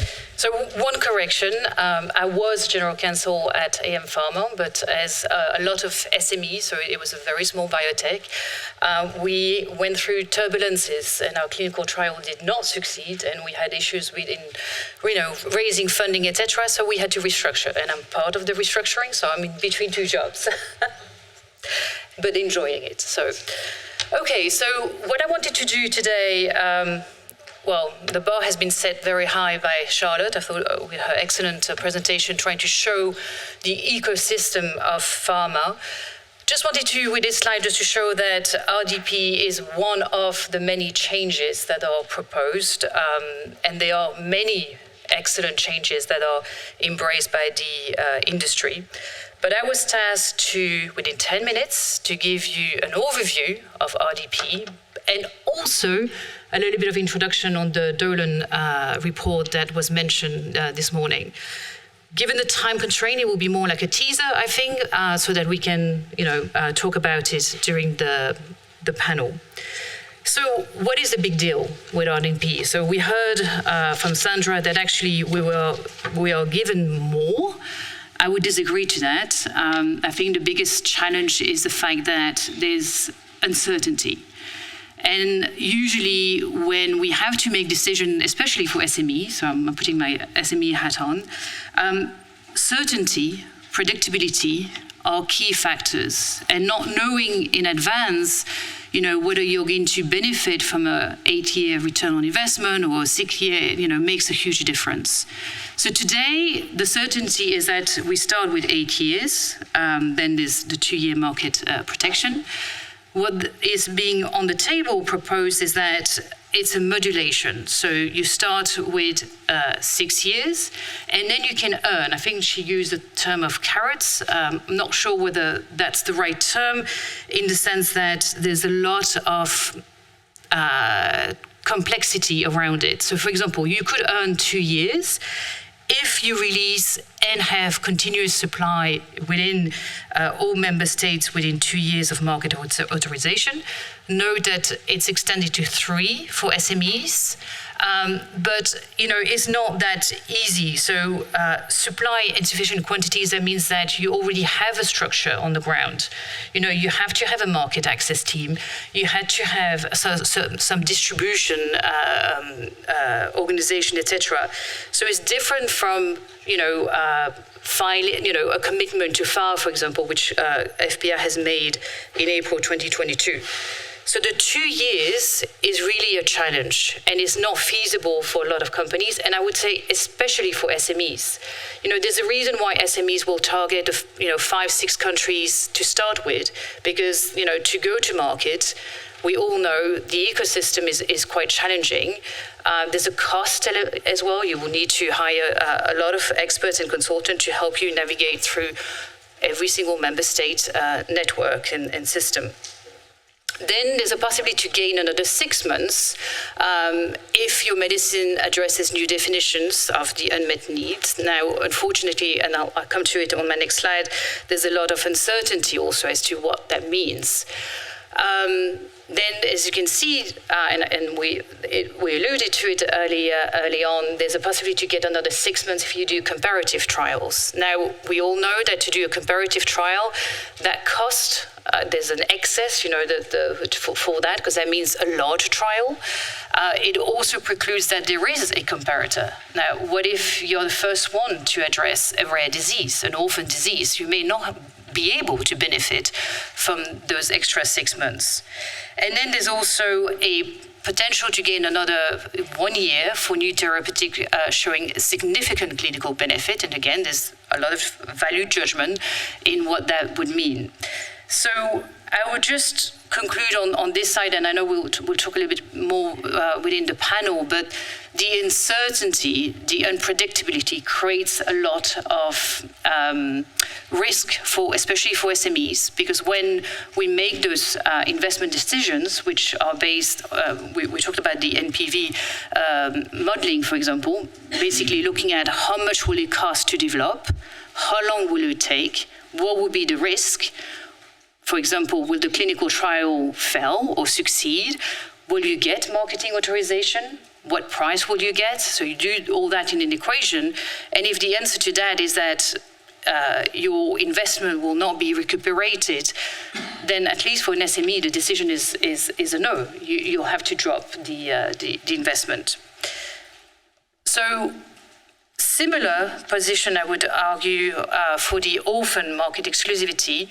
So because the patient population is smaller, it was agreed that that it will be a big incentive, so that 10 years will be granted from the start. As you can see on the slide, the proposal is to reduce the baseline to 9, and then again to have this optionality. And as I mentioned, the same issues are there.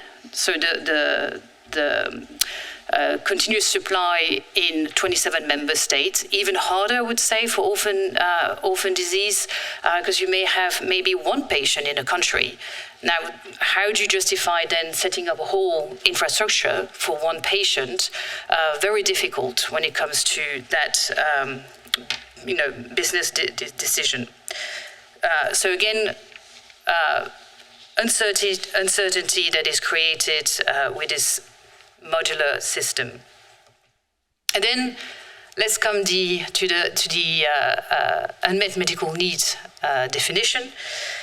The issue is that it has been introduced a lot of value judgment. We're still waiting for confirmation as to, for example, what is a meaningful reduction. You can see there's a lot of definitions that needs to be clarified. And also, I think the position is, well, what about the patient? We heard a lot about the patient, earlier. But, if a new drug comes with, for example, a single dose, as opposed to 10 tablets that a patient would need to take, surely that should be taken into account.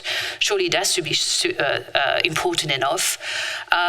What if the new drug, for example, brings less side effects? Those are also important criteria that need to be considered. So I think what EFPIA, what the industry is recommending, is to look at a more patient-centric definition that takes into account not just, whether it's the first drug on the market, whether it's reducing life-threatening situation, but also the quality life aspect and what the patients are looking for in a medicine.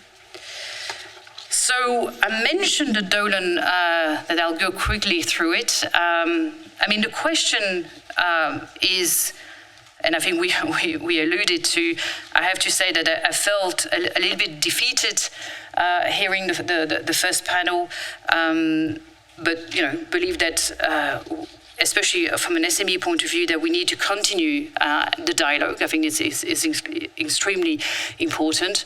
The objectives that we're all seeking are the same. I think that was very clear. We all want to ensure access. We all want to ensure that Europe remains competitive, that innovation is fostered within Europe. But the way we are approaching some of these important points may not be the best way, and I think that's what we've alluded to during the first panel. So just as a teaser, because I think it wouldn't be fair to take 3 or 4 minutes only to resume a report that took several months and deep insight into how the industry works and how all the stakeholders work. But maybe just quickly a few things. The report clearly positioned itself in the sense that the lag between the US, for example, and Europe will just be increased. I mean, it's no news that it takes more time to get a drug approved in Europe, because it's not one system like in the US. When you're in the 50 member states. In Europe, you have to go through every single member state system. So that on its own is a different ecosystem. And what is believed that with these new changes, this gap is going to go even bigger. And so, will we manage to address, the medical need? We talk about patients again, and in the report, what you will see is several case studies, but one basically showing that under the Commission proposal, only 18% of the products that are likely to be recognized under the new definition of unmet medical needs. So that means that certain areas, like you can see, the cardiovascular disease, diabetes, HIV, oncology, may not get the right attention that they deserve. And that means that ultimately, less products will come to the market. As you can see some numbers there. I'm not going to go into the details. We'll talk about later. But the picture that it is being painted is not one that is positive, and especially not for the patients. And I think we talked about, well, where does the EU stand, in the world of innovation? We know that there was always a gap between the US and the EU for many reasons. But what is predicted is that with the reform, this gap will just increase, and that, there will be a significant reduction of the EU's place in the innovation. And if you remember, the pharmaceutical strategy for Europe was for Europe to keep its strong voice within innovation. So the projection is quite dire, I would say. And then I would just finish off with this one. So this is maybe an overview, I would say, of a summary of the report. But coming back to the business modeling, so we heard about the decision making about whether or not to pursue a project, this NPV modeling, and then you can see here that basically with the changes, we're looking at a potential 55% drop in basically the average NPV, and that means that especially for SMEs, it's going to be very difficult to find the funding within Europe. And so the push to go again outside of Europe to find funding will be even increased. It also means that SMEs will be forced to partner at an early stage because at one point, the cash will not be there. So there's a lot of consequences here that, and I'll just leave it with that to start the panel discussion. Laetitia, thank you so much for that introduction, and I think actually your situation is a sort of graphic illustration of the challenges being faced by SMEs. So thank you so much for that contribution and joining us in the panel. I'd now like to invite the other panelists to come up, and I think I'm on the way, so I'll get out the way. So we have MEP Radka Maxová, who's a member of the Women's Rights Committee of the European Parliament, and also a substitute on the Committee of Environment, Public Health, as well as the Subcommittee on Public Health, the Sant Committee. We're joining us on the video conference. I believe he is there, is Julian Isla, who is a patient representative for the European Dravet Syndrome Federation. And very valuable to have you here, Julian, to give us that all-important patient perspective, is what it's all about. And last but not least, I'm joined by Dr. Claus Runge, who's Senior Vice President, Global Head of Market Access, Public Affairs and Sustainability at Biopharmaceuticals. So, as we said before, and we had a very good discussion, if I can put it that way, in the first panel, or at least we had a lot of insights from Madame Gallina in the first panel about big picture issues, but also very much on the legislation itself. We've heard from Laetitia already in the presentation about some quite impactful statistics that have been gathered by the consultancy Dolan about the possible impacts of a cut in RDP, and that's what we're looking at here. Will it weaken Europe, a cut in RDP?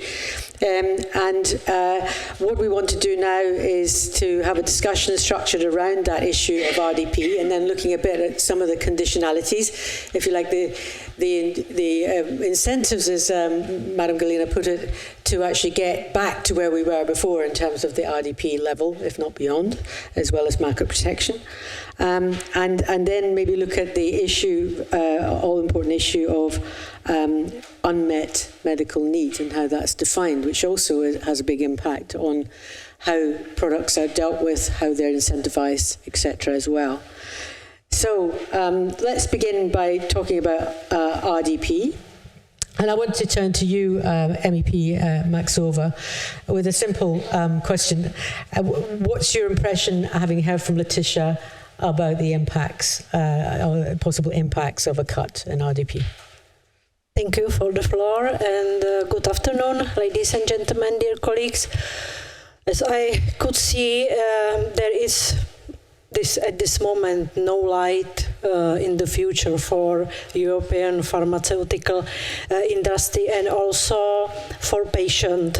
But I think that nothing is so black at the first time, because we know how we imagine a Green Deal and so on. So this is for me something like pharmaceutical deal, and we are at the start, and we need to talk a lot about RPD and so on. It is really for me a technical question, I must say, but I can talk like a patient, because we need you for health of European Union. And as I can feel, and I can feel after my few discussion concerning this files, so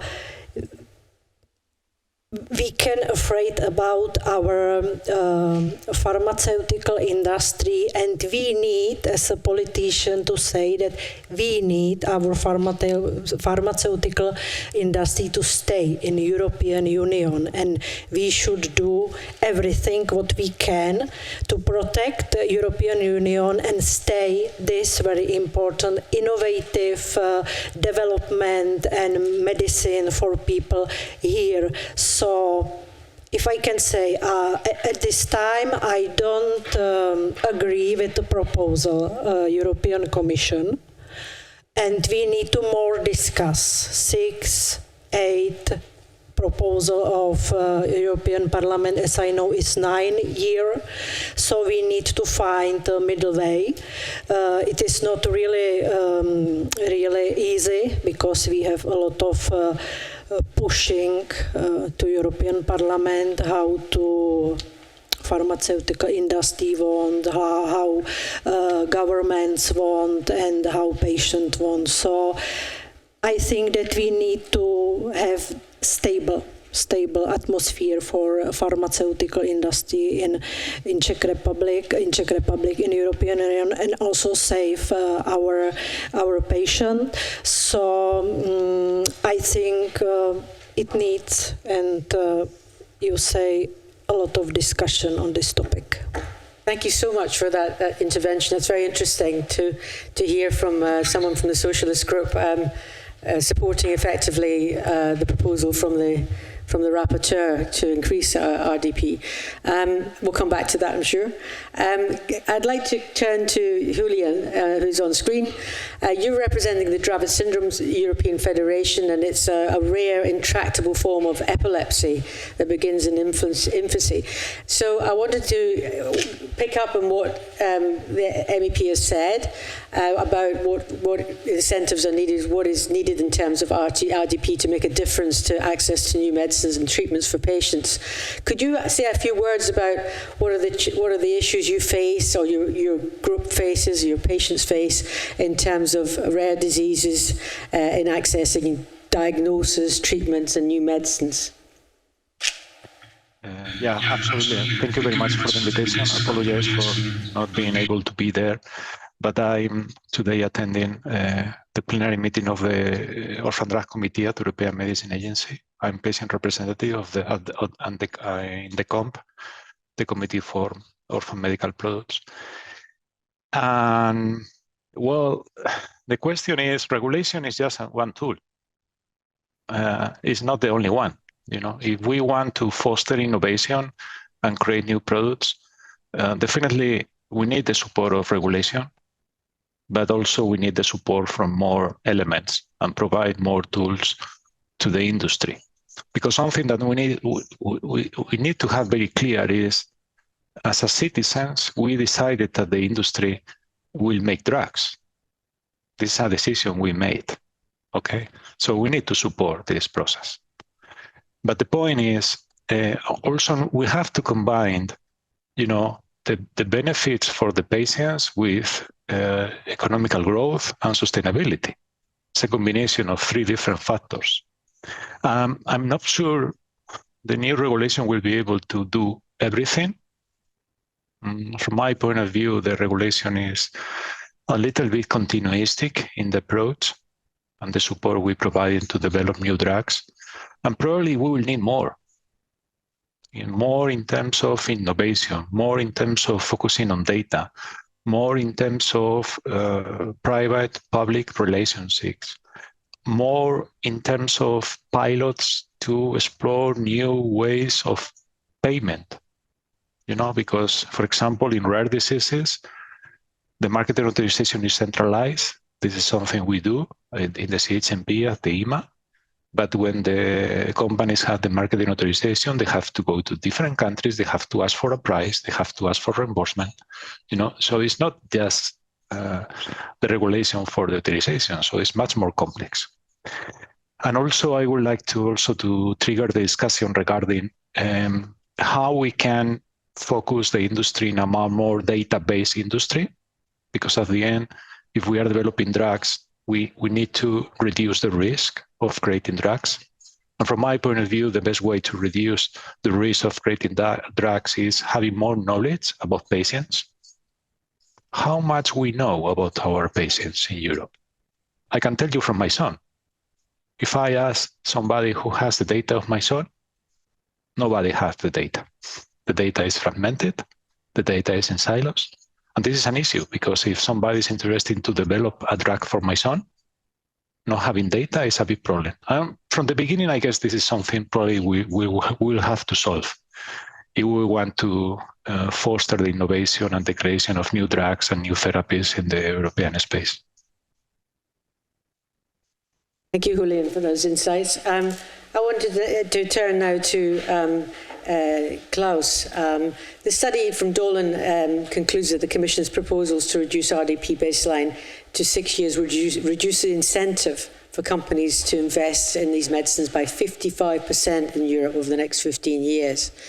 And 22% of projects to research and develop RDP-reliant medicines would no longer be economically viable in Europe.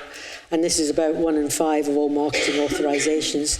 And I think that I'm right in saying that unduly, disproportionately affects high technology, new technology therapies, which obviously is the future for everybody, including patients. And also there'll be an 8% drop in Europe's total pharma innovation. So pretty black picture. So maybe you can tell us what would these numbers mean for investment prospects, obviously in terms of pharmaceutical companies, how they make those decisions of go, no go. We had a bit from Laetitia about that. And what other aspects, apart from RDP, are important in the mix for Europe versus America? What's the full picture, in other words, that you're playing into, and where does Europe fit there? Yeah, thank you, Elaine, for the question.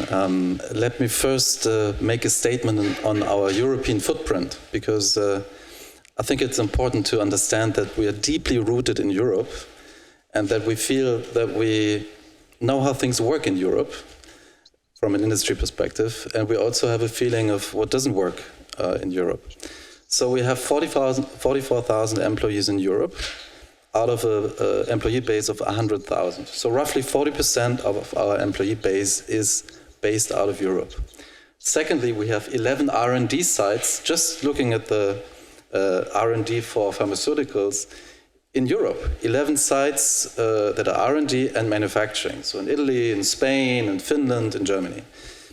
And in the whole debate around home shoring and friend shoring, we can stand up and say that 80% or even more than 80% of our API production stems from Germany. It comes from Europe. So we're still here. And there's reasons why we're here, but there's also reasons why I initially felt the briefing I picked was the wrong one, because it said there's a worrying direction that the EU Commission has proposed.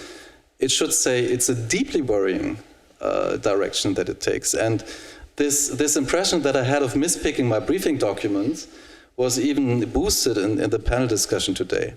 So if you take a step back and look at the framework that we're operating in. So in the last 20 years, the investment gap in innovation between the US and China was increasing by 1 billion euro year over year. It started at a 2 million gap, now it's a 20 billion gap. So I ask you, where will innovation come from in the majority of the cases? Secondly, if you look into clinical trials, I mean, we have made a big bet on cell and gene therapies. If you look into clinical trials being run in ATMP, so in these new modalities, the US are conducting 2 times as many trials as Europe, and China is even conducting 3 times as many trials as in Europe. Well, why is it? Because we have a blow in bureaucracy and different regulation to get these trials in a coherent way done and executed in Europe. It just doesn't work. So we better do them elsewhere. Simple answer.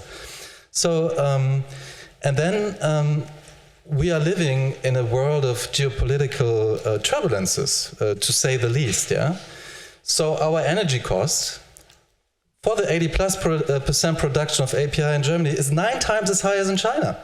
9 times. So our cost of goods sold have been risen enormously over the past few years. So can we pass on higher prices to our customers in reimbursed markets? Usually we can't. There's just a few exceptions. So we're squeezed. And now the Commission is coming and saying, well, we are redesigning the incentives, and I step away from that word. We are really aligning the incentives, and we will squeeze you even more.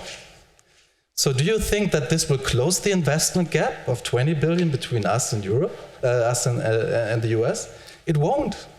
It just won't. That's simple economics. We have heard a lot of discussions around the access part.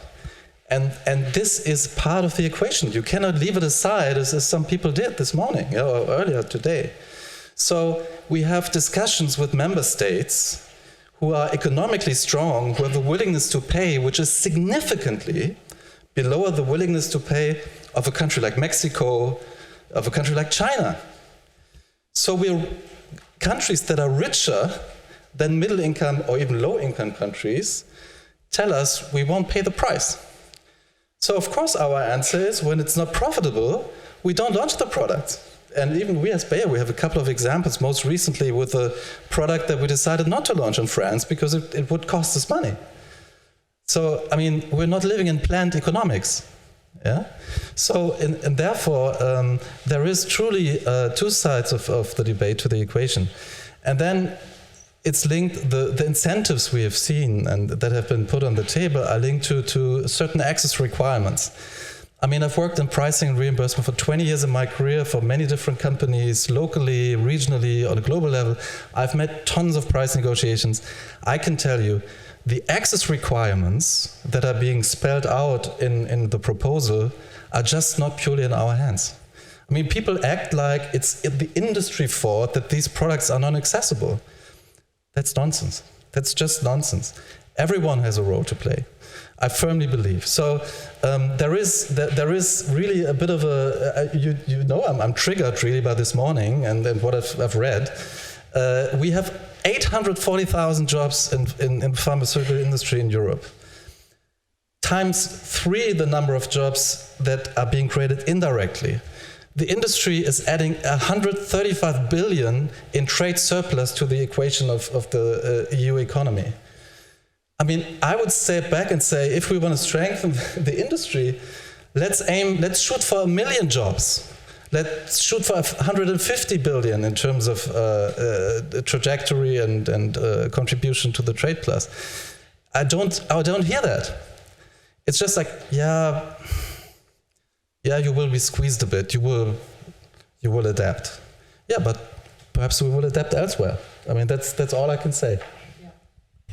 And Laetitia, if I can turn to you, you talked about this a little bit earlier on with your SME background in the biotech industry. The same Dolan report, I think, as you explained it, says 9 out of 10 SME biotech research projects for RDP-reliant medicines would no longer be economically viable.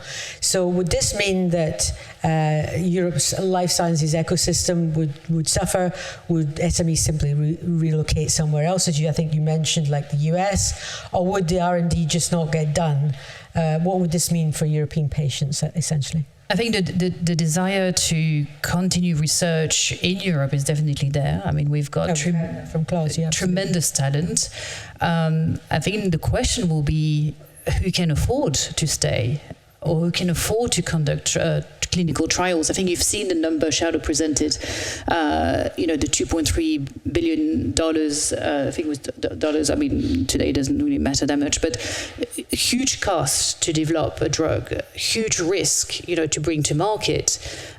So if doing all that, there's no certainty, I mean, there's never any certainty because, there's risk of getting approved and etc. But if there's not some sort of comfort that you can have a return on your investment, and meaning that you can pay your employees, that you can pay your clinical trials, that you can pay your consultants to get market access, etc., then it's just not going to be viable. And I think it's just a simple business case. And again, when I mentioned uncertainty, what I mean is that, I have, had that dialogue with investors where you go down and you said, okay, so what would be the potential patient population that you could reach? How many years do you think you can conclude your clinical trials? What would be the expected price that you could seek, et cetera, et cetera. So you go through that discussion, and then at the end there's a number that comes up, and that number has to be higher than your cost. And it has to have also an incentive. So just barely covering your costs is not going to be sufficient. And those are real discussions that are happening with investors.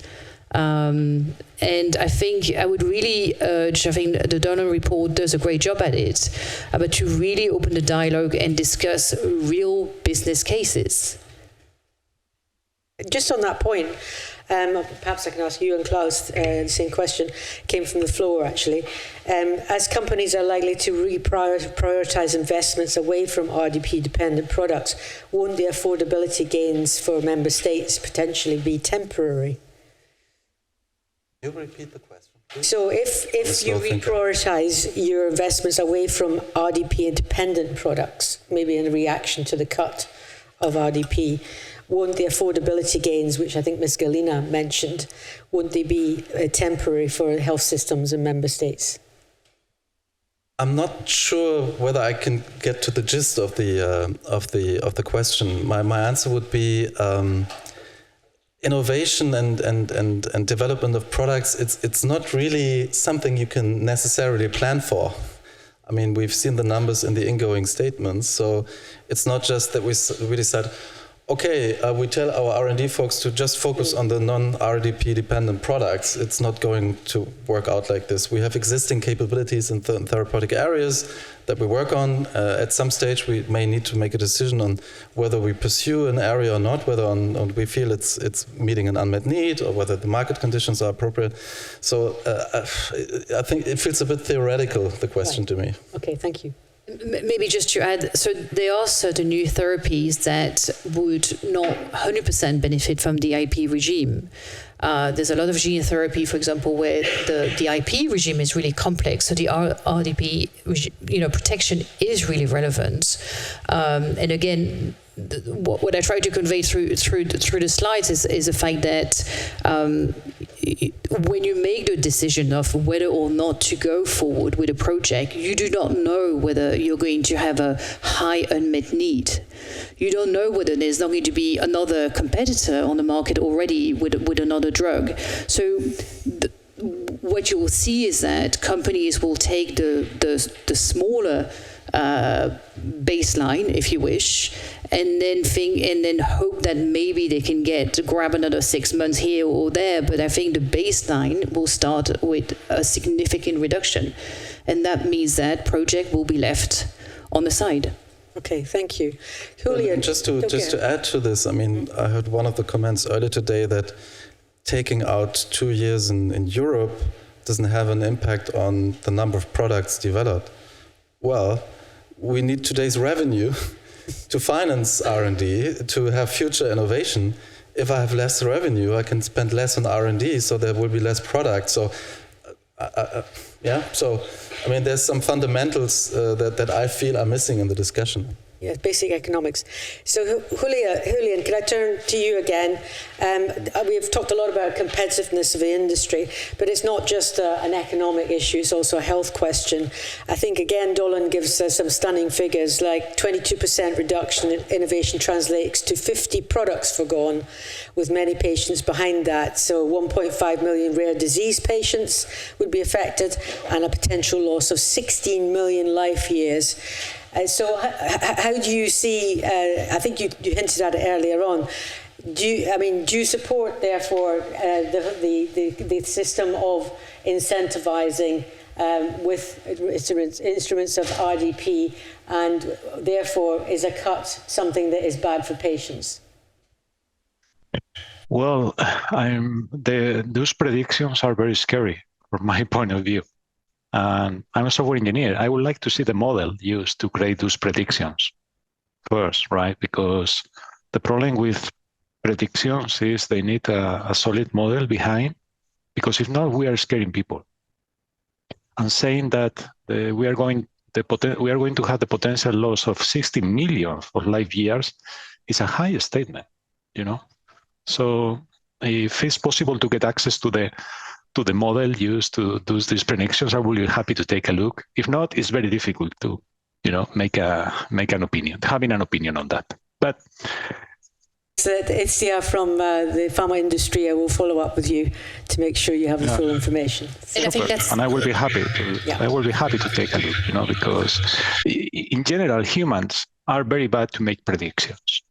In general, when I'm working in the software industry, I work for Microsoft. Microsoft is my employer, you know, and when we are reading the prediction of the big companies, Gartner, you know, the big consultant companies, most of the times they fail, you know, because if you are able to predict the future, you will buy stocks from the companies being successful, and that's all, you know.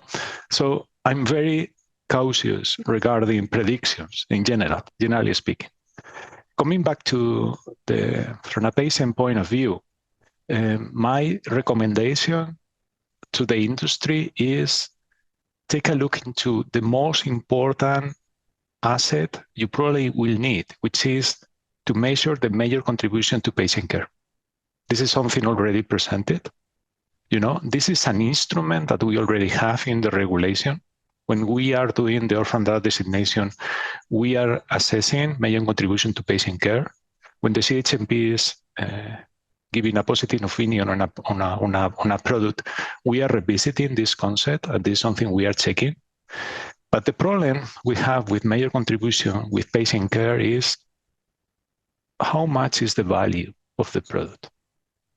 Because the value is critical. And when I've been involved in pricing discussions in Spain for some products, and the main problem I have with these pricing discussions is who can tell me how much the disease of my son cost every year? Nobody has this number. So, guys, this is crazy. We are able to have pricing discussions, but we don't know the impact of the disease. If somebody can give me a number of the impact of Dravet syndrome, I will be happy to listen. But this is crazy. You know, it's like a mathematical equation where we are missing one value. So this is something we need to solve. We need to make sure we are able to measure value. And we know how much it costs. Because if we know how much the disease costs, we'll be able to put a price in a scientific way.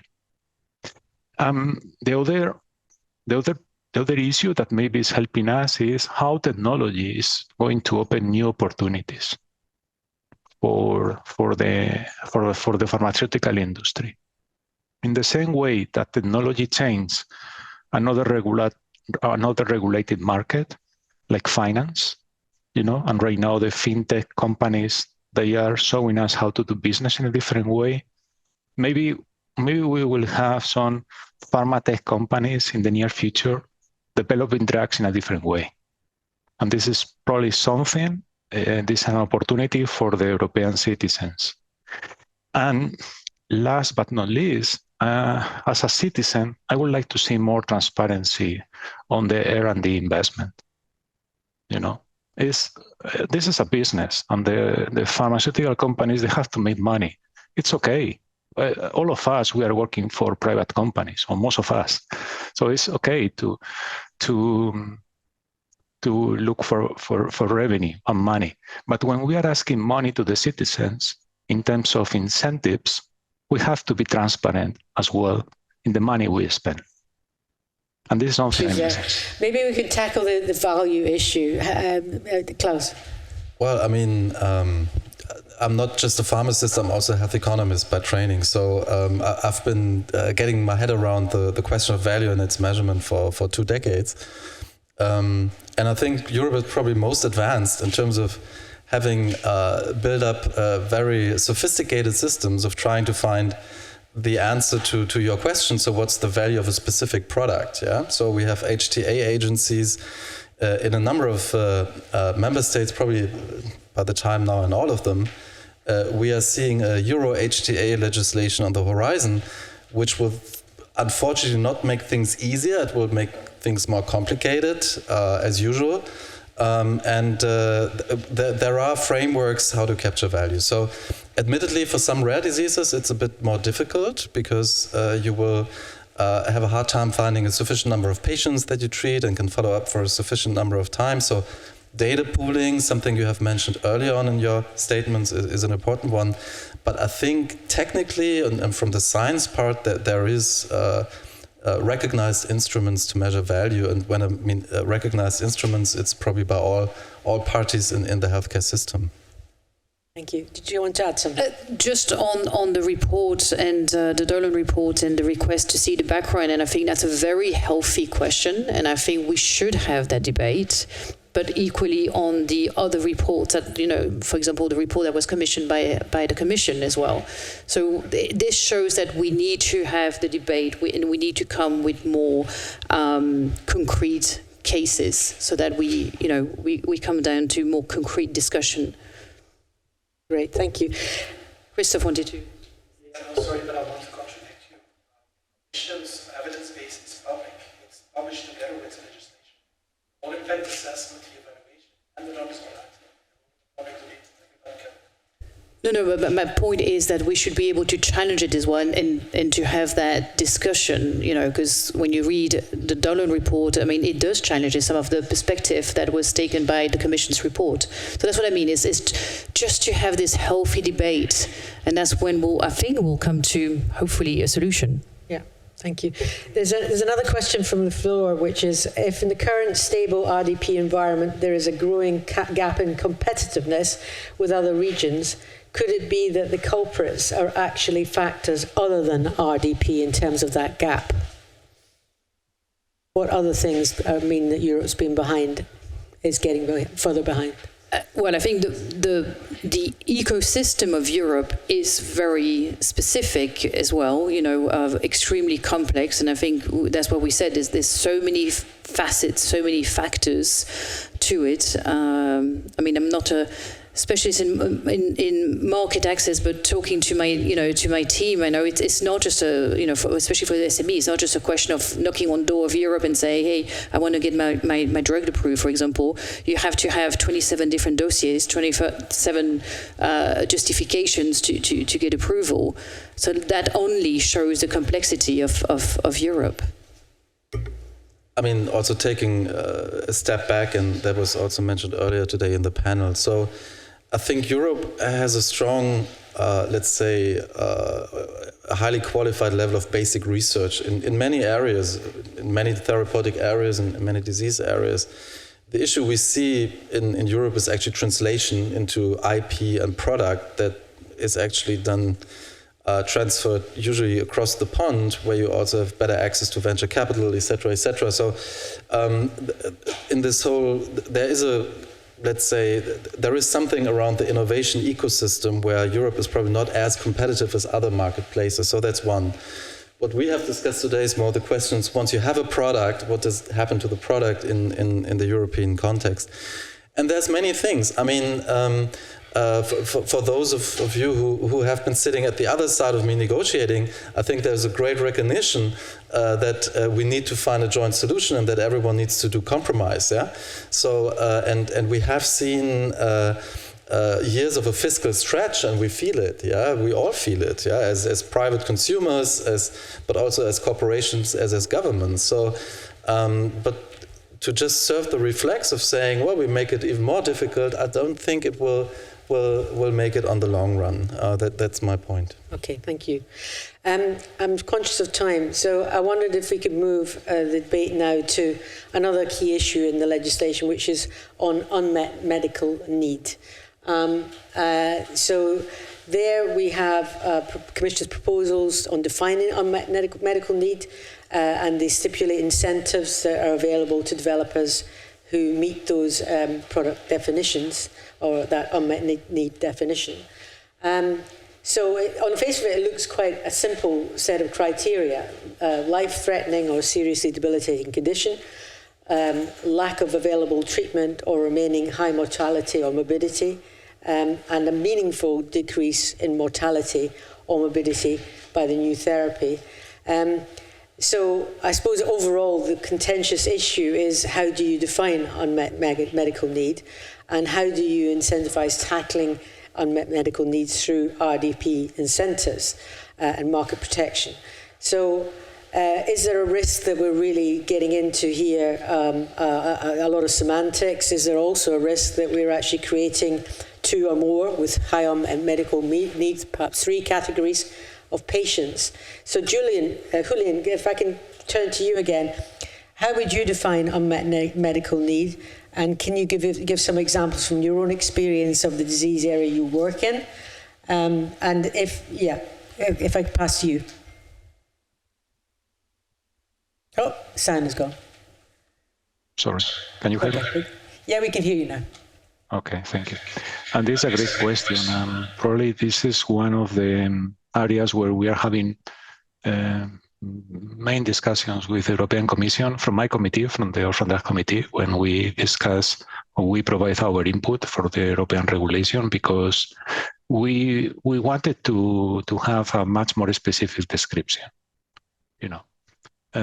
The problem is, if you ask me what is a high unmet medical need, the definition I will provide to you probably will be different from another person, based on the country, based on the economical situation, based on the social background, whatever.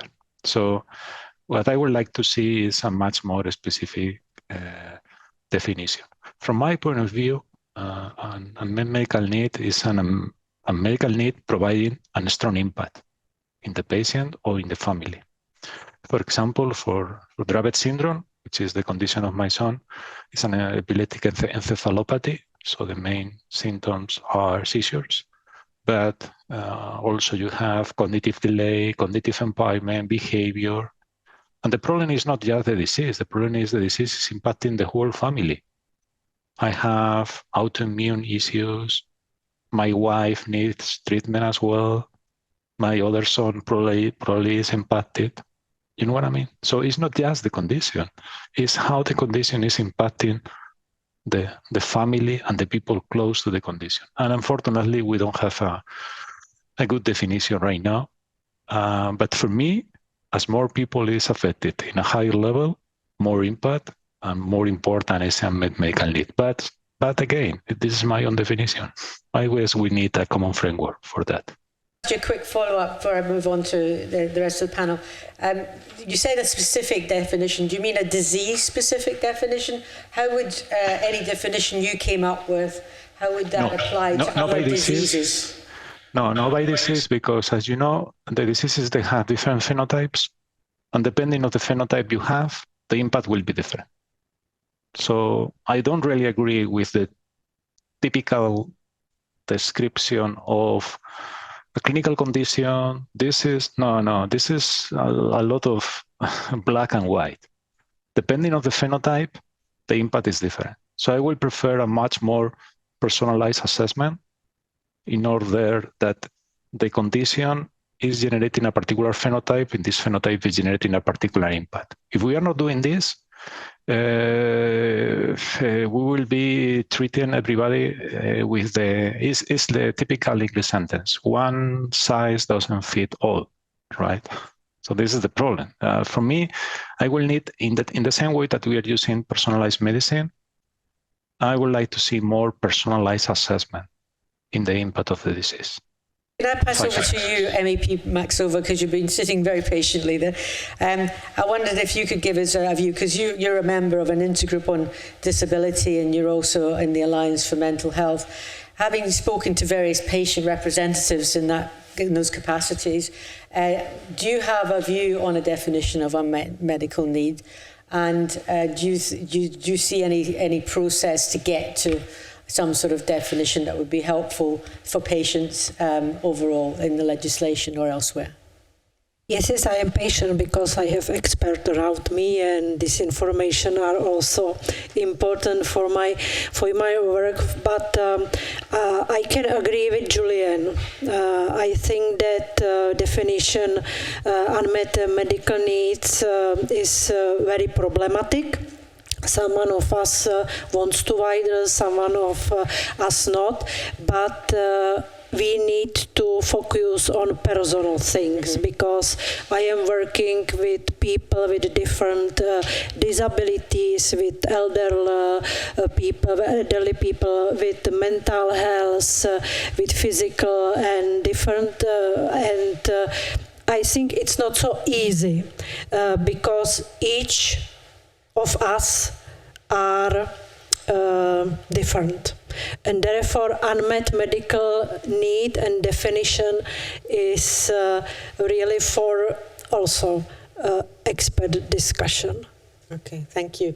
Laetitia, if I turn to you, again, I think in another study, the Exon study for EFPIA, which of course we share if you want to have it, there's a set of cumulative criteria for defining unmet medical need in the Commission's proposal. And Exon mentions that 111 products found that only 20 products would have, of 111 products, only 20 products would have met the proposed criteria.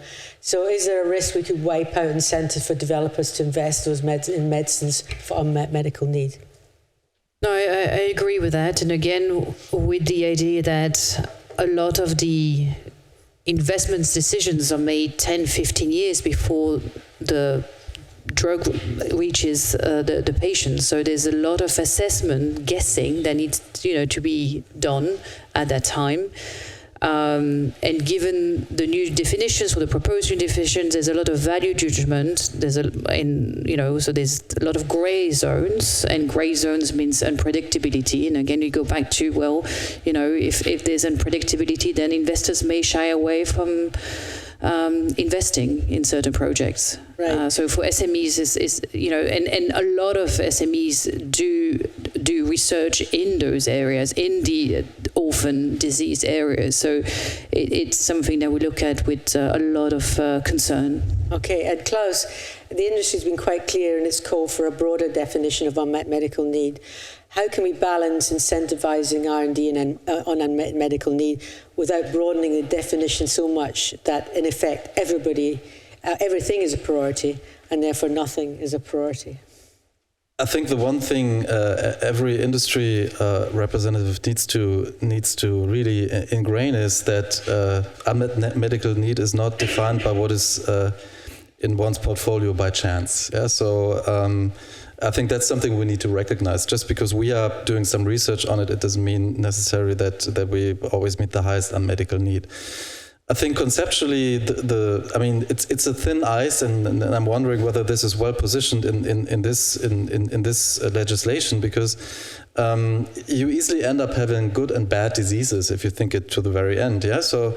And there's lots of concepts around capturing health gains, just aside the quality concept. I mean, you could say we are only supporting medicines that prevent 1 out of 100 from dying of the disease within a year or so. But you could also say, the health gain could also be significant if we treat a million patients and 100,000 of them have XYZ percentage increase in their quality of life and healthy and well-being. So it's a difficult one where probably no one will ever have the right answer to.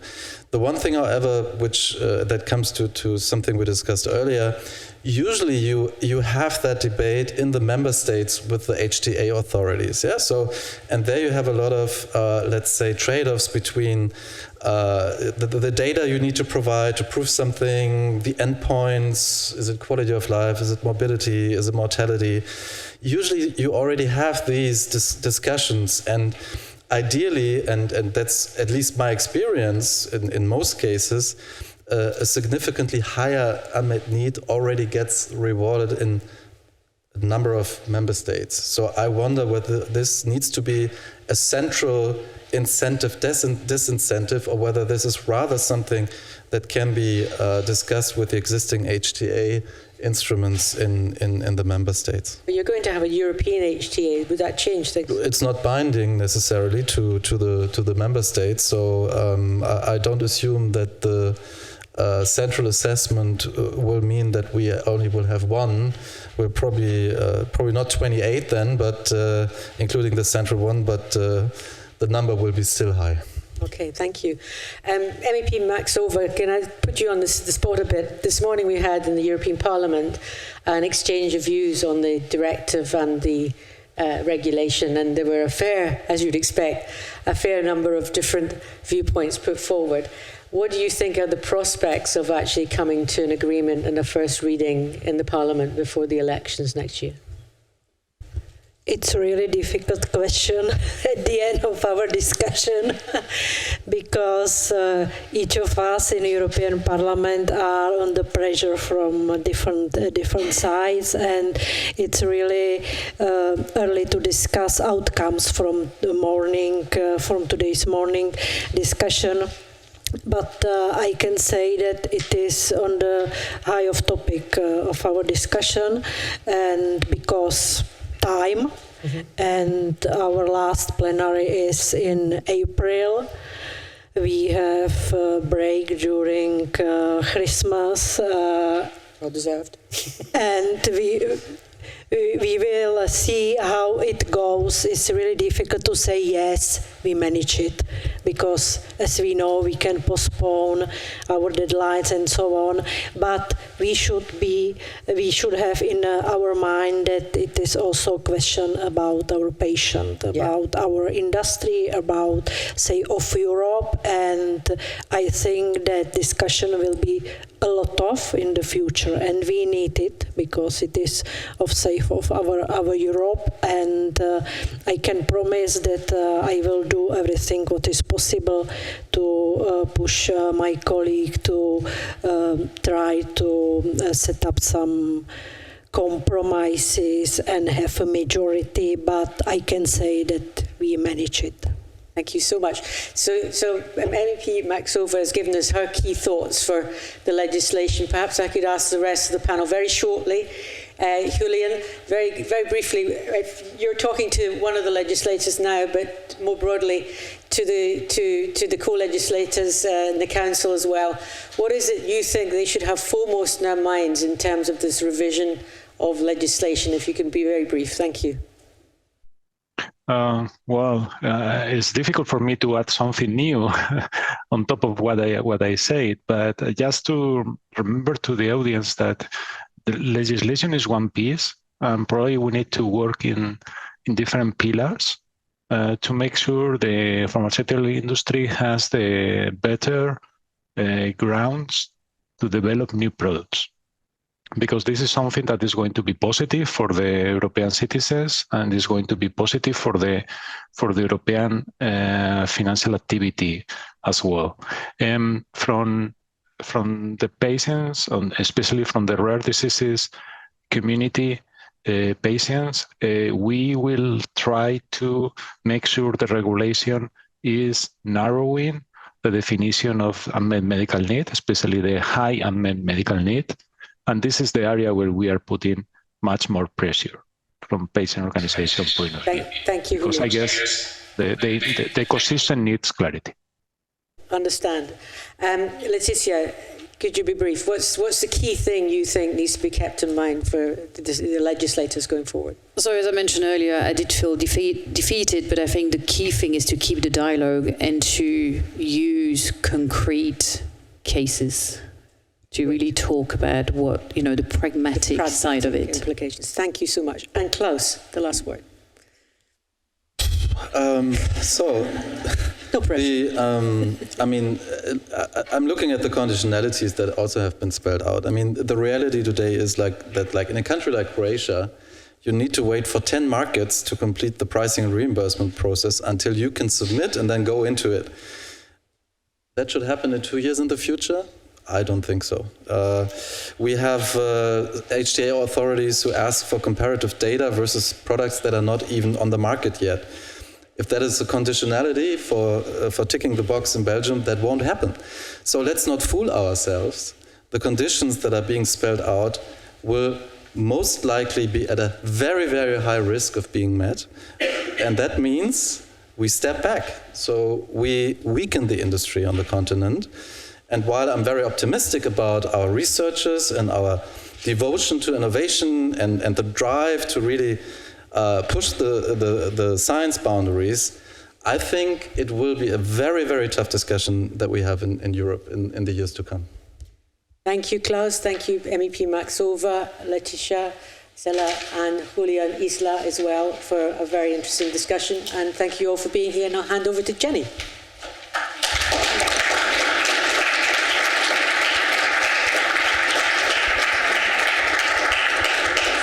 Thank you so much, the panel, for your discussion. And as concluded here, this will be an important discussion moving on for many years.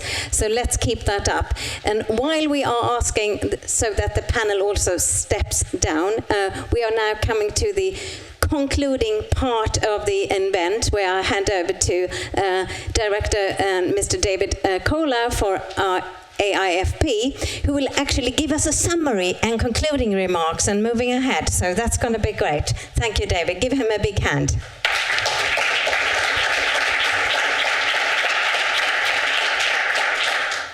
Yeah, thank you for clapping. I didn't say anything yet, so I hope that it will be similar in the final. I'm really honored to be the one who is closing the meeting.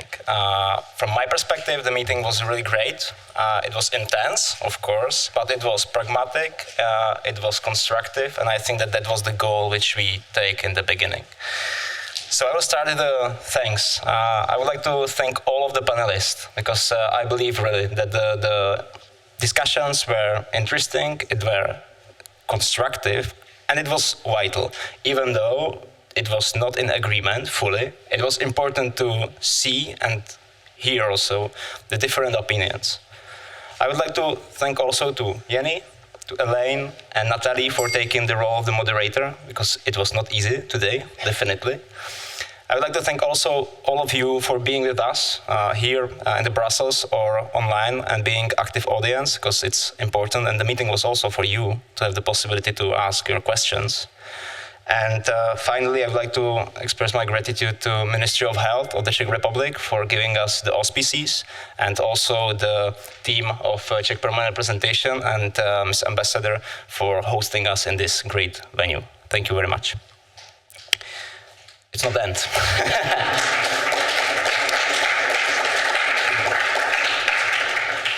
We heard a number of different opinions and also the angles towards the general pharmaceutical legislation. And I think it's natural, because this is really the important piece of the legislation which will definitely impact the Europe from perspective of access to innovation, but also the attractiveness and competitiveness, as it was said numerous times today, for the next decade, definitely. I don't think we found the agreement, not yet. And we are quite far away, probably. But these discussions are the way and instrument how to get there. There is still a lot of time before we will see some final version.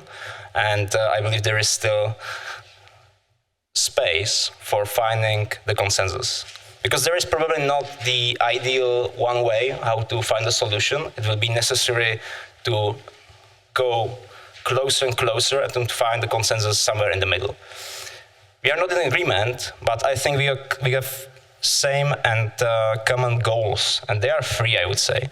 First is the access to innovative treatment for all European patients. We can agree on it, I believe. Second is the attractiveness and competitiveness of the Europe from the worldwide perspective. And the third one is also to take in our minds the sustainability of the national budgets. Definitely, we cannot avoid this part. So I will slightly disagree with the quote which was said by Jakub Dvořáček, the Deputy Minister of the Czech Republic, because he said that the legislation is not for the industry, but we are speaking about attractiveness and competitiveness, and it's definitely industry. So I think that we need to find a balance. And it was said by Sandra Gallina, balance between access and innovation, and that's the consensus which we are seeking for. I believe that really the only way how to achieve it is to continue the discussions, to really prepare the analysis. It could be Dolon, it could be Technopolis, not so important. We need to go deeper into the predictions and what will happen, and based on it, we need to find a solution. I really believe that even from the first discussion at the European Parliament, there are different views than, for example, from the original proposal by the Commission. And there will be a number of changes during the time. I would like to also thank colleagues from the Commission, because it was important to see and hear your vision and your opinion. And for me, I need to say it was my first time to hear Sandra Gallina live, and it was quite impressive. I must say it, yeah. It's deeply in my head still. So, thank you once again, everybody.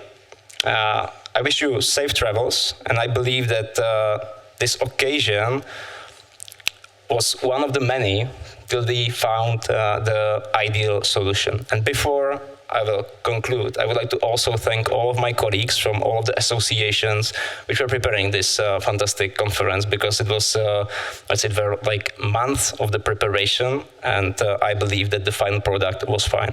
Thank you very much.